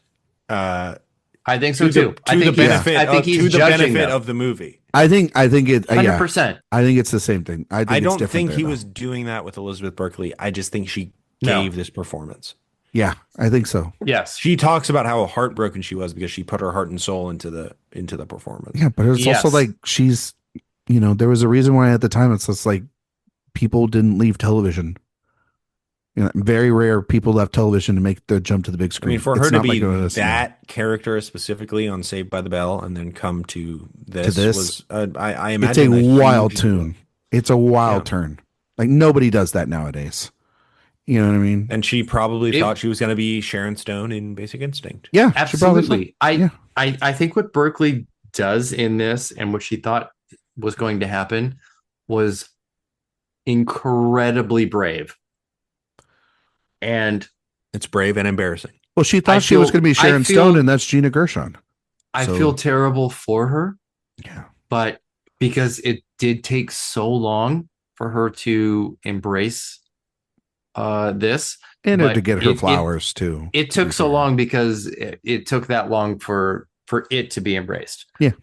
So it was going to be a double risk for her to be like, okay, yeah, this is cool, because she just went to the Hollywood Cemetery presentation of this. She has gone to the Peaches Christ version of this because it took her 15 years, long time, yeah, to get through this. And bless her heart. Yeah. I just think that, the ultimate judge is time. Really, it's not, obviously she, in the film and everything, it took a while, not too long, but like a while. I mean, her for career, it I'll to be get honest, around. she made a lot of money. She made, yeah, I'll give her that. She made she's a done, lot of money. She's done. She's not exactly threatened the Academy, but No. she's made a lot of money. No, she's made a lot of money. Recurring character on CSI. But Come this on. this is also like for her, Jesus Christ. this is a role that, CSI. you know, Jay, we do the game of like, what will you be remembered for? And she'll be remembered for this and Saved by the Bell. And you know, I don't even think on CNN it won't be this. It'll be Saved by the Bell. you think it'll be Saved by the Bell? I think that I disagree. I think that because this is such an iconic, I don't think CNN wants to so bad that it's deal good. with This is Showgirls. one of the most iconic. It's so bad that it's good performances out there. But for the people. memeability and the memeability of and Jesse I- Spano on Saved by the Bell. Oh yeah, the caffeine With- pill episode. Yes. Yeah. Yeah. I'm so excited. I'm so scared. Mm-hmm. so That's the moment. I personally do not subscribe to so bad it's good. I do not have that like ever. in me. No, I just don't have it in me. You, Eric, you're the same way. Like ever. No, I am definitely that way, but Not here. Not here. I'm not for this. No. I know, but like that, Jay's ignoring the entire concept. Yeah. But like I think it's to, like you said at the beginning, Ryan, to Jay's letterbox view. If your view of this movie is, you know, that it's, oh my God, I want to go back to it. If it's a joke, like that's not what this movie is. If it's And an out there it's take great. of like, this is controversial, but I actually think it's that's sort good. of- Yeah. Ryan, the To other be thing- clear to everyone on here, it is no longer contrarian or original to think this movie is good, parenthetical, which it is. That is one of those things where that's the benefit of time. That's the benefit of seeing it now. That's the after benefit of letterbox the discourse communities and stuff. of 30 years. Mhm. Yeah. What were you saying, Jay? Well, no, it's just gonna say me personally, Brian. You know, I'm kind of a connoisseur of trash. To a Yes, certain you are. extent. You know, like a trash whopper every now and like then. like Ricochet. I'm like, that is an incredibly Hey, Ricochet is fucking good. accomplished. Yeah, Ricochet film. fucking Yeah, It rules. is trash. It's Um, incredible. Crank, I think, is like an Yeah. absolute Oh, trash.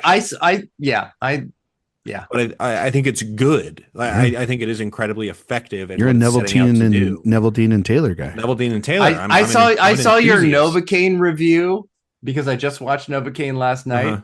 And then I went and looked at everybody's reviews, and your review of Novocaine as the comparison to Crank, on point. It's like bad Crank. I mean, Novocaine sucks. Neville Dean and Taylor Gamer is like a movie that there's a lot to break down with Gamer, and we're gonna do a Neville Dean and Taylor series next. That's our next. I feel like that's not going to happen. I I don't feel know. like I will not allow that. I don't know. I think that would be a I'm fun not one down the sure. road road when we're on the 10,000 episode of this podcast. I'm Yeah, not sure anybody should hear me talk about Crank 2 High Voltage. That's probably true. I don't feel know. like I kind of have want Eric to enough come on that episode. to say no to that. Wait, can we talk like for a minute about the music in this movie? Because The there are Prince songs in this movie. David Bowie. There are David Stewart songs, Yeah. as in the Eurythmics. Yeah. Yep, you're The right main The main theme song of this movie is written by David Stewart, Yeah. and it is horrible. I was It shocked is- that Prince wrote music for the film, right?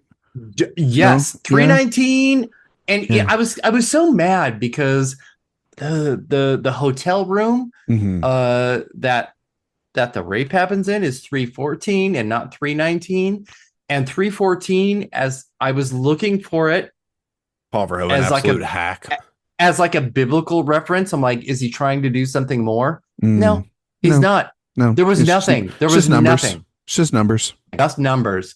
Yeah. So it was one of those things where I'm like, am I looking for meaning where there absolutely isn't any? What's so funny is like all the music is so schlocky.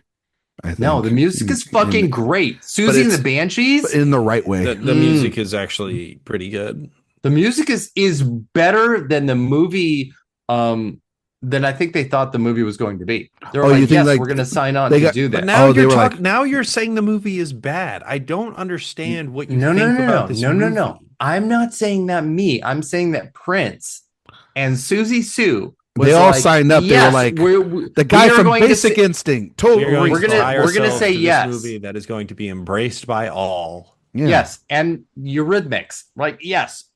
And then he was supposed to do the score. And then their music is used for like dance numbers and Well, it is these wild things that you wouldn't think about. Horrible dance numbers. Yes. We do need to talk about this movie as like the one swing at, is NC-17 commercially viable?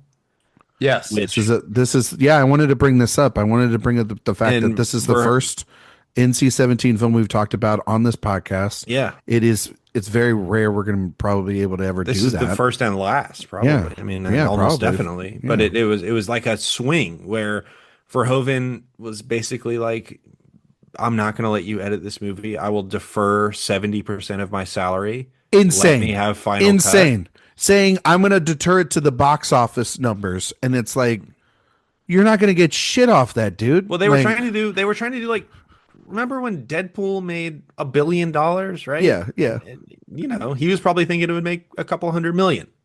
Yeah, I mean, but this was also in the era that those DVD numbers counted, so that was part of it. Yeah. So he probably got it off the DVD or off the absolutely VHS he did. sales. Yeah, off the Blockbuster numbers. Yeah, he did great. And then who didn't? Elizabeth Berkley. But also, Erik, the cable numbers alone too probably. Okay, have you guys ever seen this movie? Absolutely. On regular cable? Entertainment. Yes. Yes. Okay, it is like watching Eyes Wide Shut, like times 10. Have you ever seen that incredible? Have you ever seen that old clip from Mad TV where they were making fun of The Sopranos, but it was edited for television, and every time they were about to cut Mad TV, every time they cursed, they cut. Right, and so you never heard them actually. That's what that movie is on regular cable. Oh no, they literally there's no way you can get around with it. They legit put like crayon in front of like the nude women. Yeah. It's so funny. Funny. It's like Play-Doh in front of these naked women. It's actually honestly, it's even better than Eyes Wide Shut with just like the little like a block trying to do like a black bra. Yeah.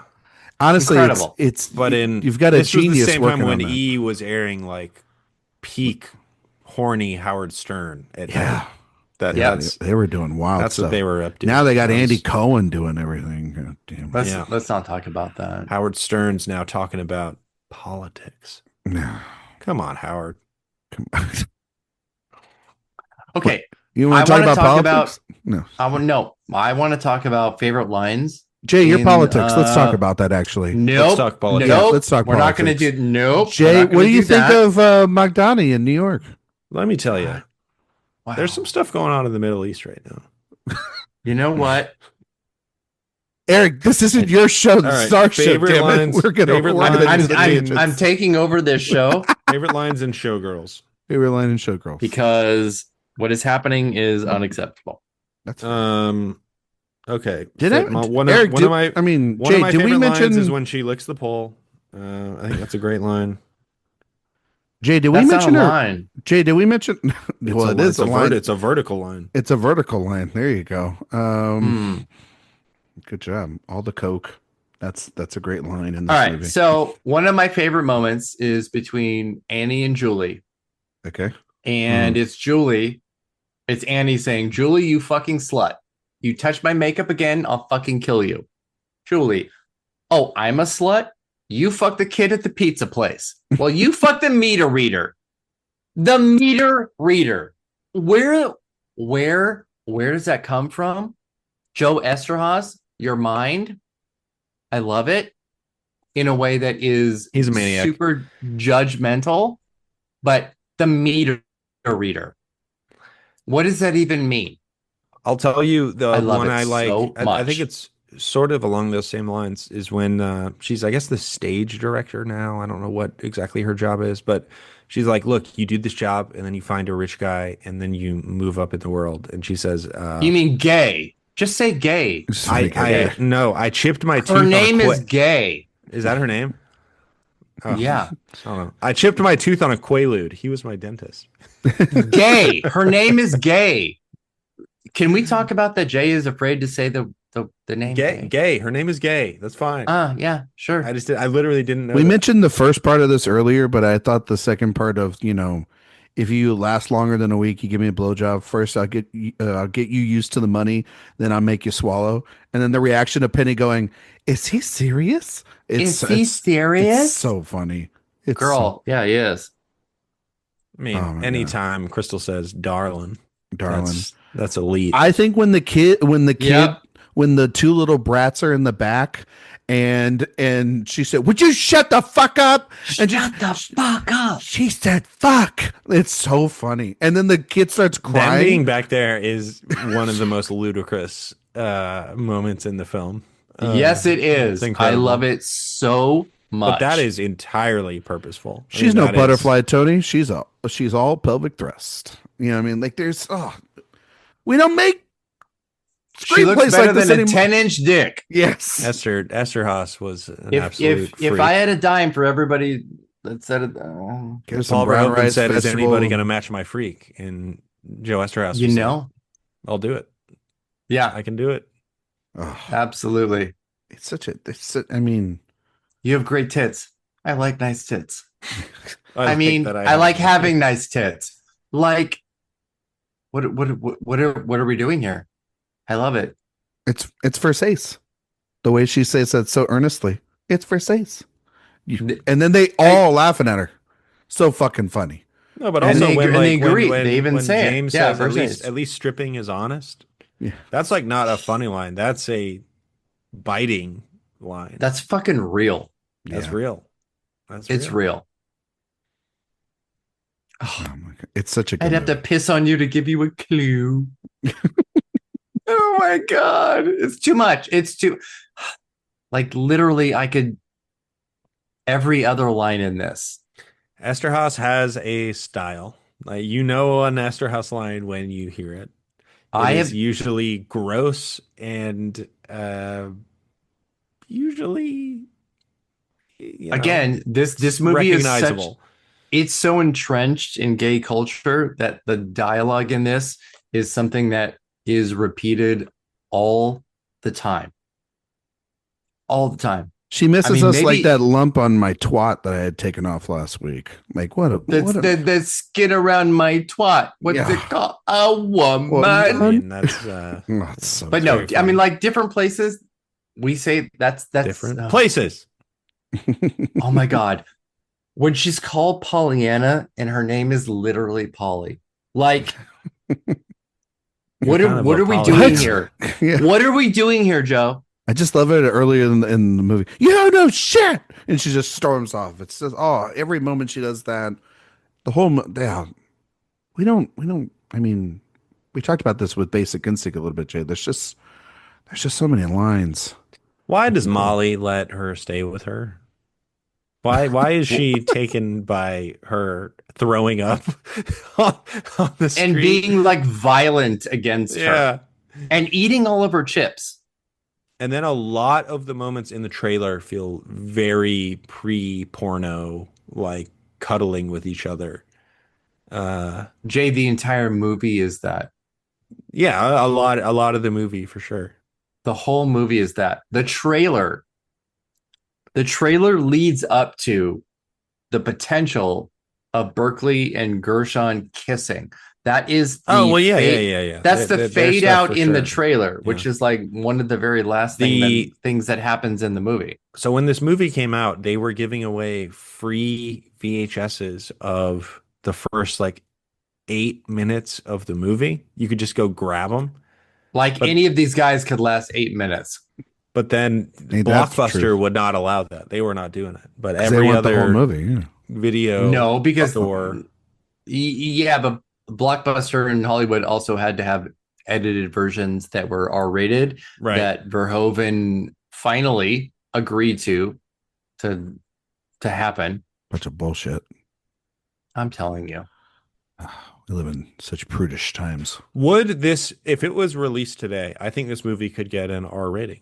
Yeah, and it would star Sydney Sweeney. Shut the fuck up. I was just going to say I think. Jay and I have talked basically about this a bit. an actress She of the is a caliber of she is a perfect No, person. here- No, she's a perfect person for Verhoeven's style. I really do. Like, I don't know. I think he's just waiting to get his hands on her.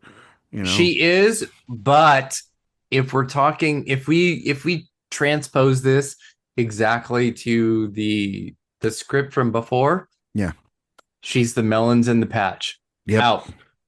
She's Cabbage Eric, Patch. Eric, I agree with you because Elizabeth Berkley has a thing in this movie. that's She has true. something Yeah. that is powerful. There's that raw energy. Yeah, However, whatever direction you think that power is going, it is powerful. I mean, I get Yeah. it. She's standing out. Whether that's good or bad, it's up to the audience to decide. But I guess the point is that she's standing out in relation to all of these people who have an understanding of the world in which they live. Whether that's Molly, who understands that she is on the lower rung of the world in which she exists, or whether it is Crystal, who is trying to exploit the people around her. Meanwhile, the people who are actually in control, Kyle MacLachlan, etc., Yep. they're the ones who truly have a life of comfort and glamour. And it is bizarre at the end that Crystal is like, "Thank you so much for breaking my leg." I mean, it's so fucking absurd. It's No. so stupid, it's so but I good. love it so much. I love Okay. it. Any But it is that. I guess that's camp. Is that what camp is? Yes, that is what camp is. I guess that's camp. we're gonna have to get you to camp class, I'm learning. buddy. Okay, but like imagine, all right, I don't imagine it's a lot, but Jay, what is your experience with John Waters? Very limited. Yeah. Like I need Hairspray, to- probably, and that's it. I think I saw Hairspray a long time ago. That is definitely it. Like I need to Yeah. go down the water's hole. The water hole? Yeah, I need to go down damn the it. well. God Yeah. damn it! See, so John Waters is a great example of a person who does intentional camp. Is intentional camp a thing? It is a thing. Yes. Okay. It is a thing. Yes. Interesting. I'm gonna do that. I'm gonna go down the well. I'm just gonna say that much. Yeah. And do it. I think you should. I want your take on that. Swim with the flamingos. Oh my God. I want to be on that show. Jesus Christ. Why is John Waters not in the Director's Watch fucking lineup, Ryan? Could we get him on the show? We can get him on the show. Come on, John. I think we could. Maybe 2026 sounds good What's he for doing? Waters. What's What do he you think? doing? What do you think, Eric? If he's still around, yeah. Okay, Maybe. we'll try that out. Maybe we wade in the waters. Oh my God, the way of Waters. I think you should walk into the wind, is what I think. Jay, the way of Waters. I would love to do that actually. Yeah. You know what we should do though? Have John Waters on for the way of Waters and talk Avatar with him. Talk Avatar. Yeah. I You do know love what? every He year probably loves Avatar. Though. I bet when he fucking comes does. when he comes out with his top 10 movies of every year. I'm It's like, so wild and great. That's a cool guy. That's Yeah. a cool guy. But you know what was so wonderful about those before I started doing a lot of this critics, became a critic, was like I didn't know half the films on the list. So then it was a great chance to discover the wacky shit that this guy was watching. And nowadays I'm like, oh, he's got that one on there. All right, well, I've seen that. You know what I mean? So, but I still love him because there's still one or two picks every year. You're like, I didn't even know that movie existed. Or you're like, Well, no, not that even movie that. is It's like, trash. And I you're thought like, that movie was awful. And he's like, oh my God, I loved Cocaine Bear. What a masterpiece. He's I love John Waters. He's awesome. So much. John Waters is very Well, cool. Eric He and I was saw in, the exhibit he was of in all one of the his- Alvin and the Chipmunk movies, I believe. Yeah. We saw Yep. Eric and I saw all like an exhibit at the Academy Museum of all the John Waters memorabilia from all of his films. and Yeah, they called it the everything. Waters Fall. Yeah, exactly. So anyway, Wow. anything else you want to say about Showgirls before we start wrapping this up? Boy, oh boy. I think we've done a good job, guys. I think we have, and I think I have sort of like this weird, complicated relationship with the movie where I think it is very good and it has a bunch of stuff that I think is like genuinely very bad.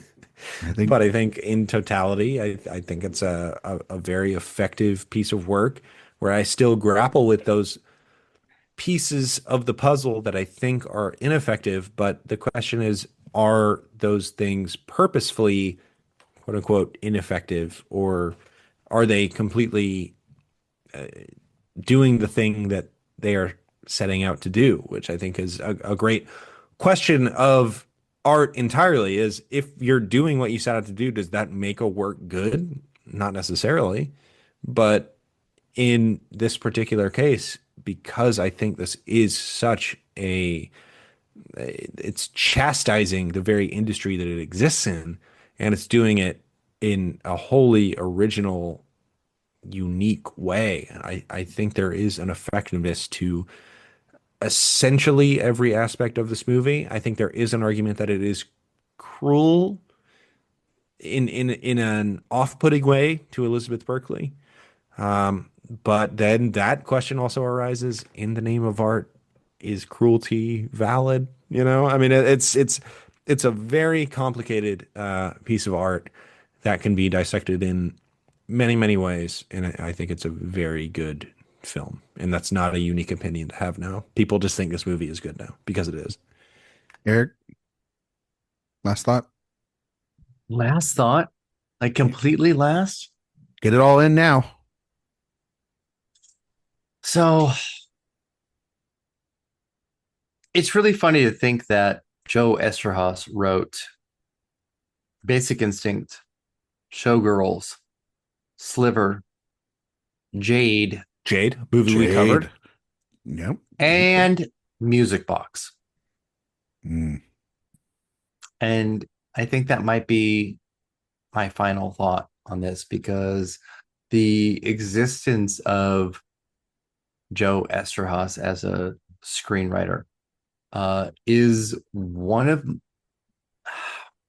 the more fascinating elements of Hollywood movie making. Someone should make a movie about him. Shit. That would be interesting. I mean, it's kind of an Alan Smithy film, but yeah, Yeah. I mean, it's pretty close. I mean, Paul Walter Hauser needs a job. Wow. Yeah. Honestly, perfect casting. Yeah, I know. Sadly. But yes, to kind of just like go over what I said before, this movie is queer canon. Yeah. This is a movie that was brought back to life by the LGBTQ community,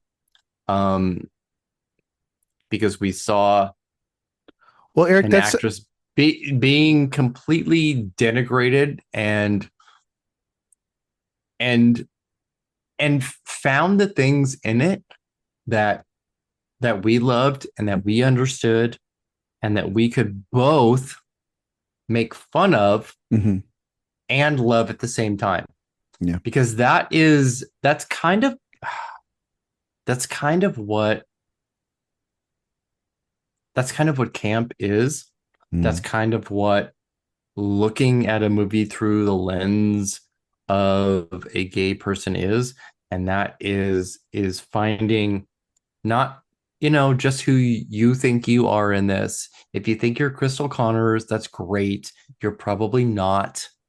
Not many people are. But it's great that you think that you are. And that's actually kind of it's a good thing that you're looking at that and thinking of yourself as Crystal Connors in this. That's a good thing. It's a fun thing.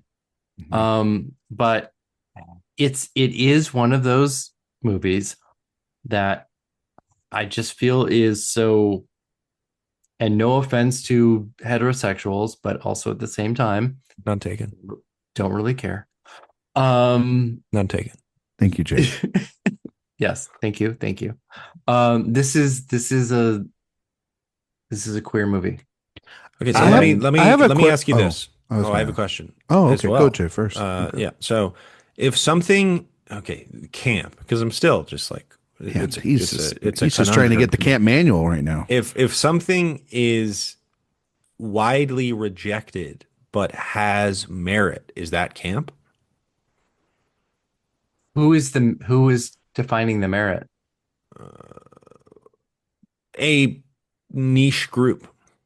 then yes, it's camp. That's exactly that's what camp. it is. Okay. Yeah. Are you trying? Jay, were you trying to just ask? Does it have Because to be queer? No, it doesn't necessarily have to be, but just a niche group. Anybody, LGBTQ IA plus. embracing of Showgirls. But I'm saying, what if straight men embrace, Showgirls? baseball Don't is they camp. already though? Most people, No, a lot of people baseball is reject becoming baseball camp. now. I've seen It's becoming camp.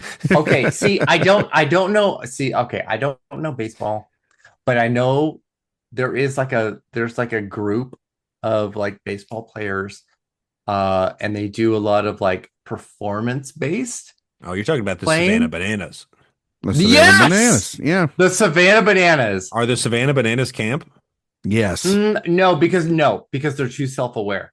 Oh, I went to see the Savannah Bananas. I had a great time. But I love them in everything that they do. In their embracing, they're like the Harlem Globetrotters.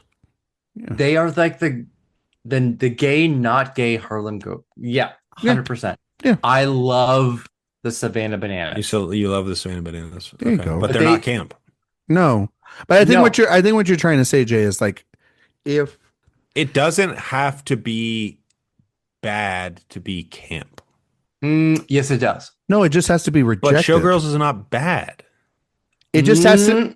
It has to be somewhat rejected by the majority. That's my question is, right, even if Erik? it's good, if it is, it's a case by case basis. The question is, Erik has now used the word masterpiece and bad to describe Showgirls, which is an idea. Can't things be multiple things? Inherently reject. Jay, can't things contain multitudes? And those are not multitudes. Those are polar opposites. That's where camp exists. Ah, right in the middle of masterpiece and bad.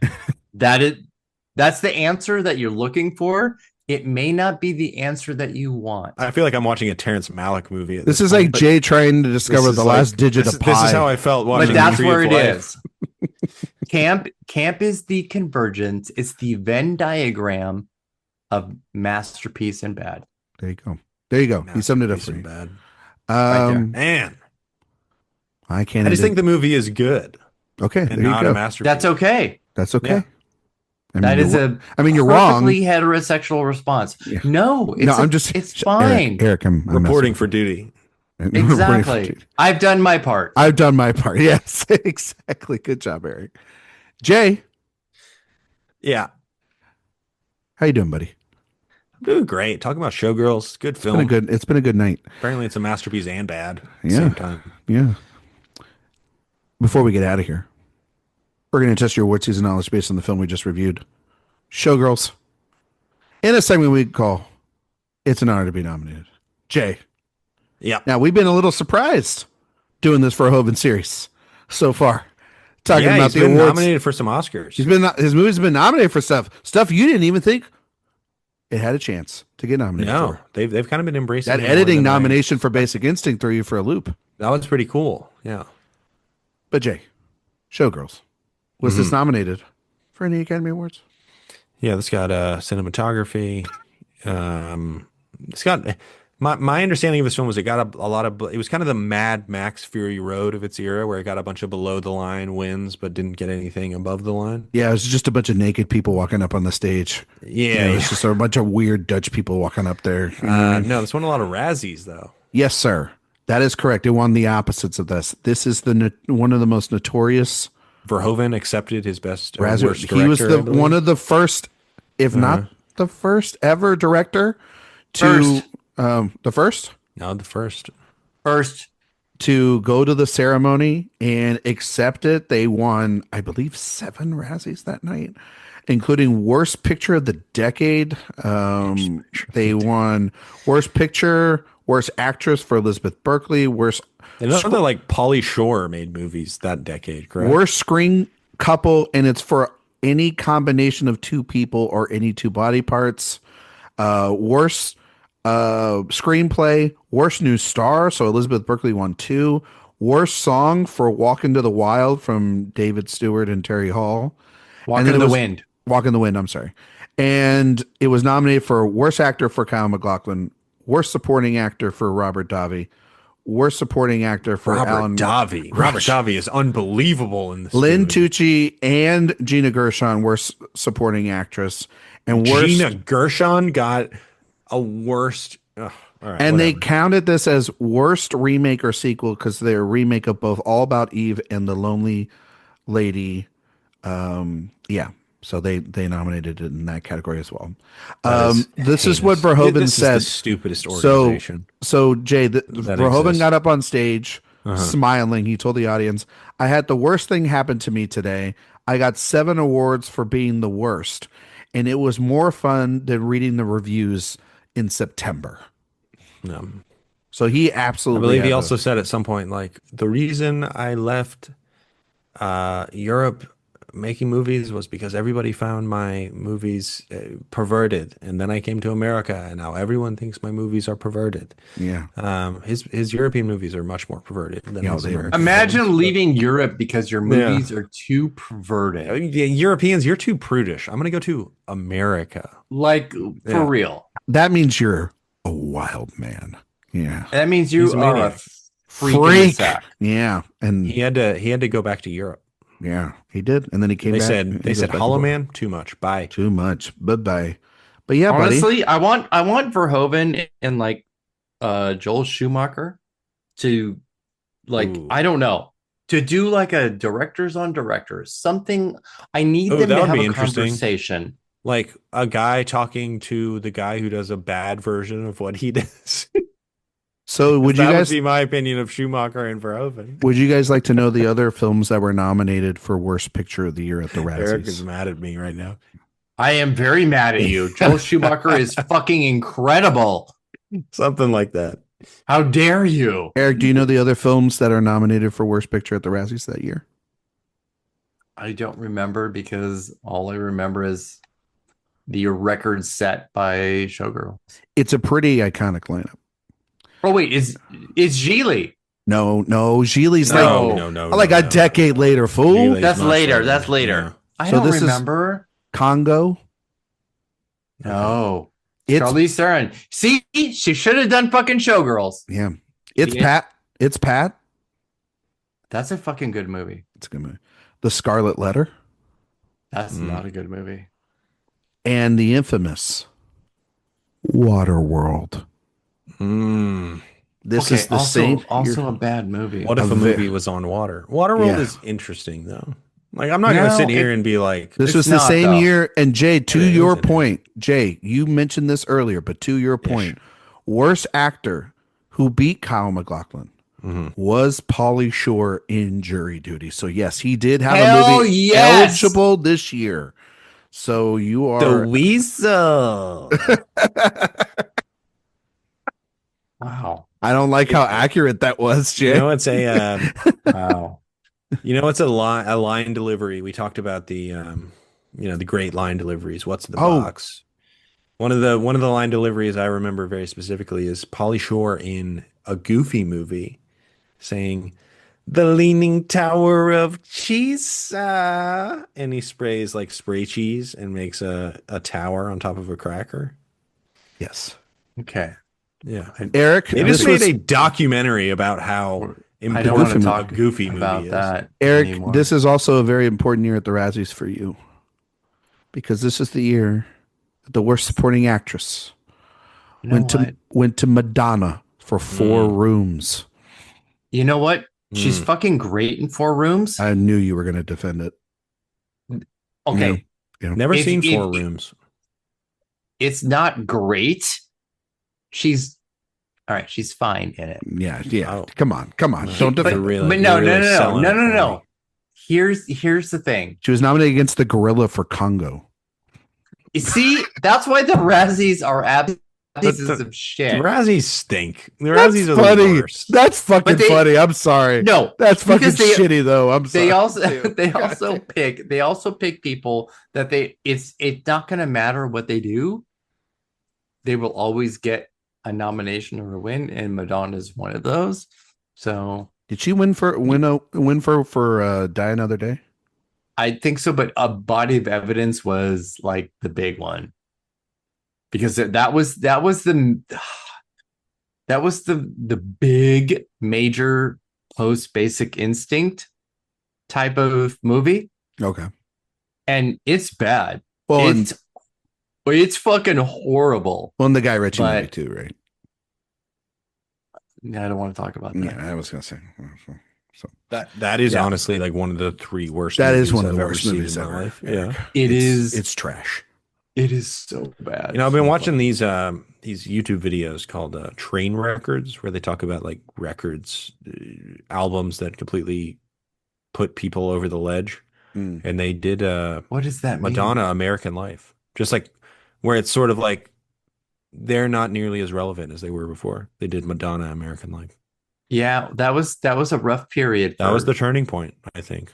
That was rough. But then she had the comeback with Confessions. So Mm. Eric, immediately after. Comeback-ish. Eric, No, that was a real comeback. Comeback-ish. ish. You know what? I'm gonna fly to Atlanta and beat the shit out of you. Glad we have that on the record. Eric, Yep. thank you so much for coming on and doing this show. This wild show. Thank you, everybody, for coming on me. And you're welcome. I mean, yes, Yes, thank for you. coming on the show and listening. Yes. Can you tell everybody where they can find you and all your work on the internet? And can you also give a recommendation of the week to our listeners? It could be something old like yourself or something new that you've watched recently or consumed media wise that you want to give attention to. You can find me at the Crave Club Monday, Wednesday, and Thursday from 3 to 3:30. Okay. But you can find me at as the lead of Goddess on Friday and Saturday at the 6 o'clock and the 9 o'clock shows. Don't forget to ice cube your nipples. Call me at 10 o'clock afterwards. Wait, what have I seen recently that I like?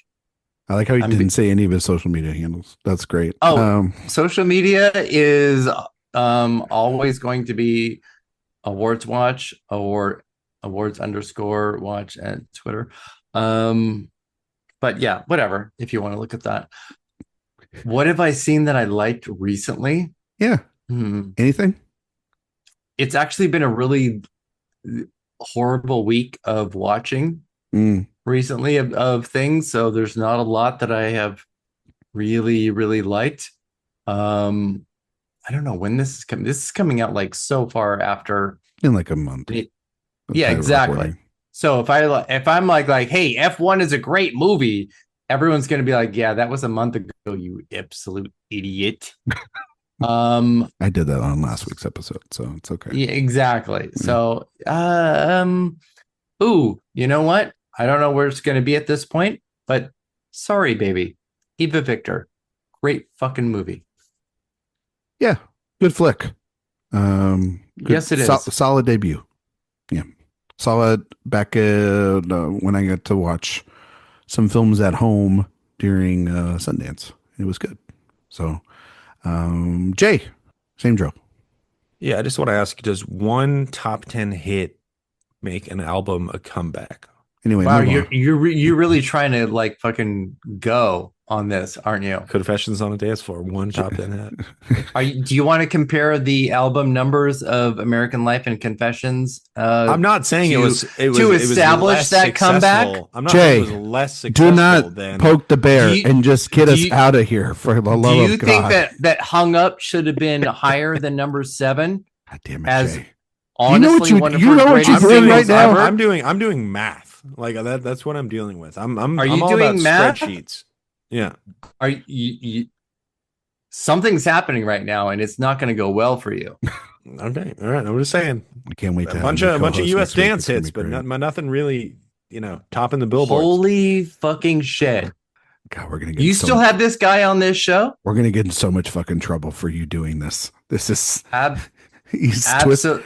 He is twisting that My knife. God, Holy shit! I can't. One- I can't. I can't wait for the fucking Abel Ferrara section of this fucking little podcast that you guys are doing so that we can do body of evidence. Let's go. I'm just saying, since that would the be year good. 2005, Oh my God.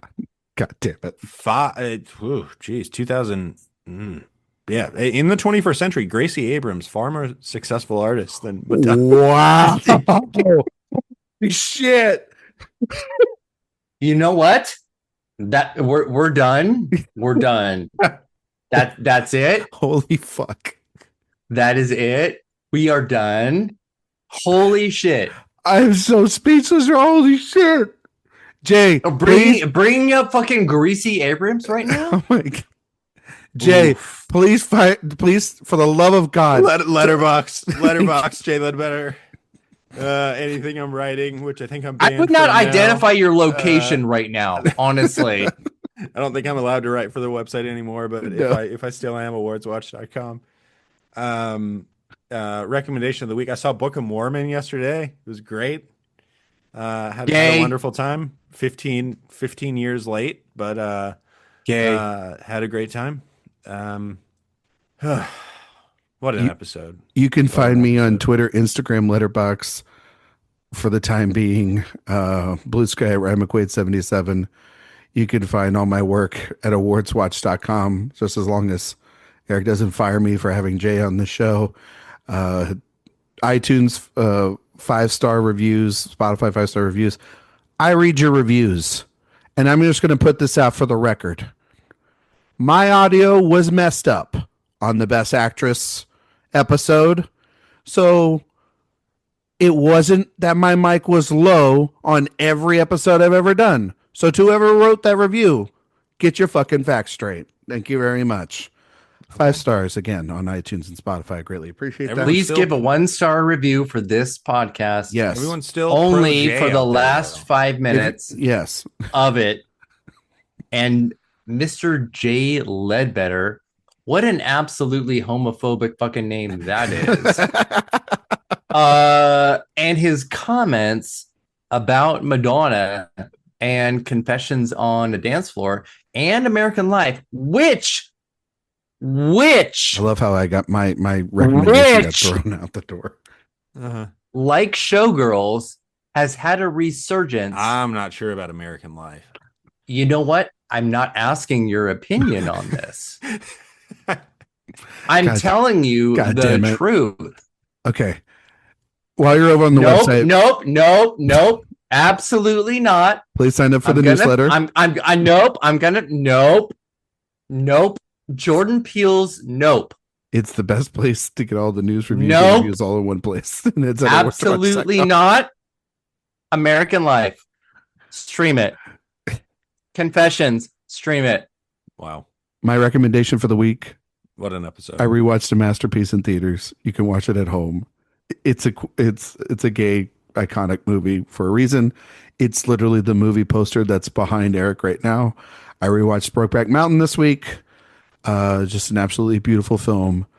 I hadn't seen it in maybe about 5 to 10 years, and a perfect film. Every performance is incredible. Ang Lee is actually somebody that we really should cover on this podcast one day. Ledger. I just think about, when you're watching that movie and you watch Heath Ledger, you just think about all the great performances that we could have had. It's a little bit of like when you watch Philip Seymour Hoffman, when you're just like, man, I wish we could have had a decade, 2, 3 of wonderful performances. Brokeback Mountain, absolutely incredible stuff. Go watch it. If it's still playing in a theater near you, or you get to see a rep screening later this year because it's celebrating its anniversary, please go ahead and go and do that. We might later this year do a retrospective over the film year of 2005. And I know Erik's going to be on there, and he's going to be much more. Episode peaked 5 minutes ago. He's going to be absolutely. He's going to be absolutely angry on that episode just as much as he is at Jay right now. No, that's impossible. Oh no, you are on the same level as Crash right now, my friend. So you can just sit there and deal with One day I will share the picture with you guys of the literal moment that Crash won. Oh shit! Over Brokeback, that somebody took a picture of me. I'll share that one day. Not Okay. today, Not today. but someday. Not today. We will be back next week, hopefully, if Erik hasn't fired us, to talk about Starship Troopers. God, I hope we're still here next week. Thank you all so much for listening, and we will see you all next time.